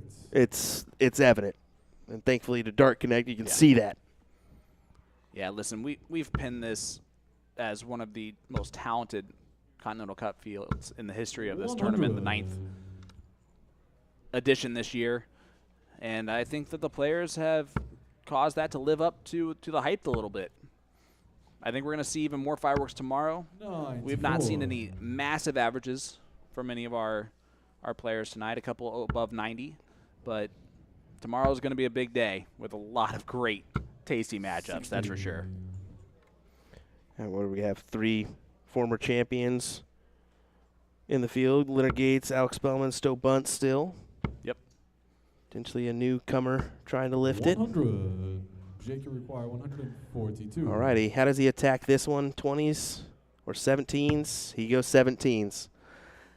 Kind of question that one as him going that route on that option. Jeff, you require 149. 149 must go. It's on. It's off. Yeah, and just 2 16s creates that 32 look for Jake to take the match here and book a spot versus Jim Long in the next round. It's 1 dart to tops. And it's pinned in the dead center of the double top. Jake Womack, a 5-1 victory over Jeff Springer. That one's a shocker for me, Will. Well, yeah, I mean, fantastic stuff from Jake to get the job done. 88.69, and I'm kind of surprised it was only that. The way he was performing, you thought it was going to be a 95. Yeah, I mean, just a real quiet 89 average from Jake Womack. Huge, absolutely huge. And Will Stewart, we have a lineup for our opening quarterfinal matchups tomorrow night starting at 6 p.m.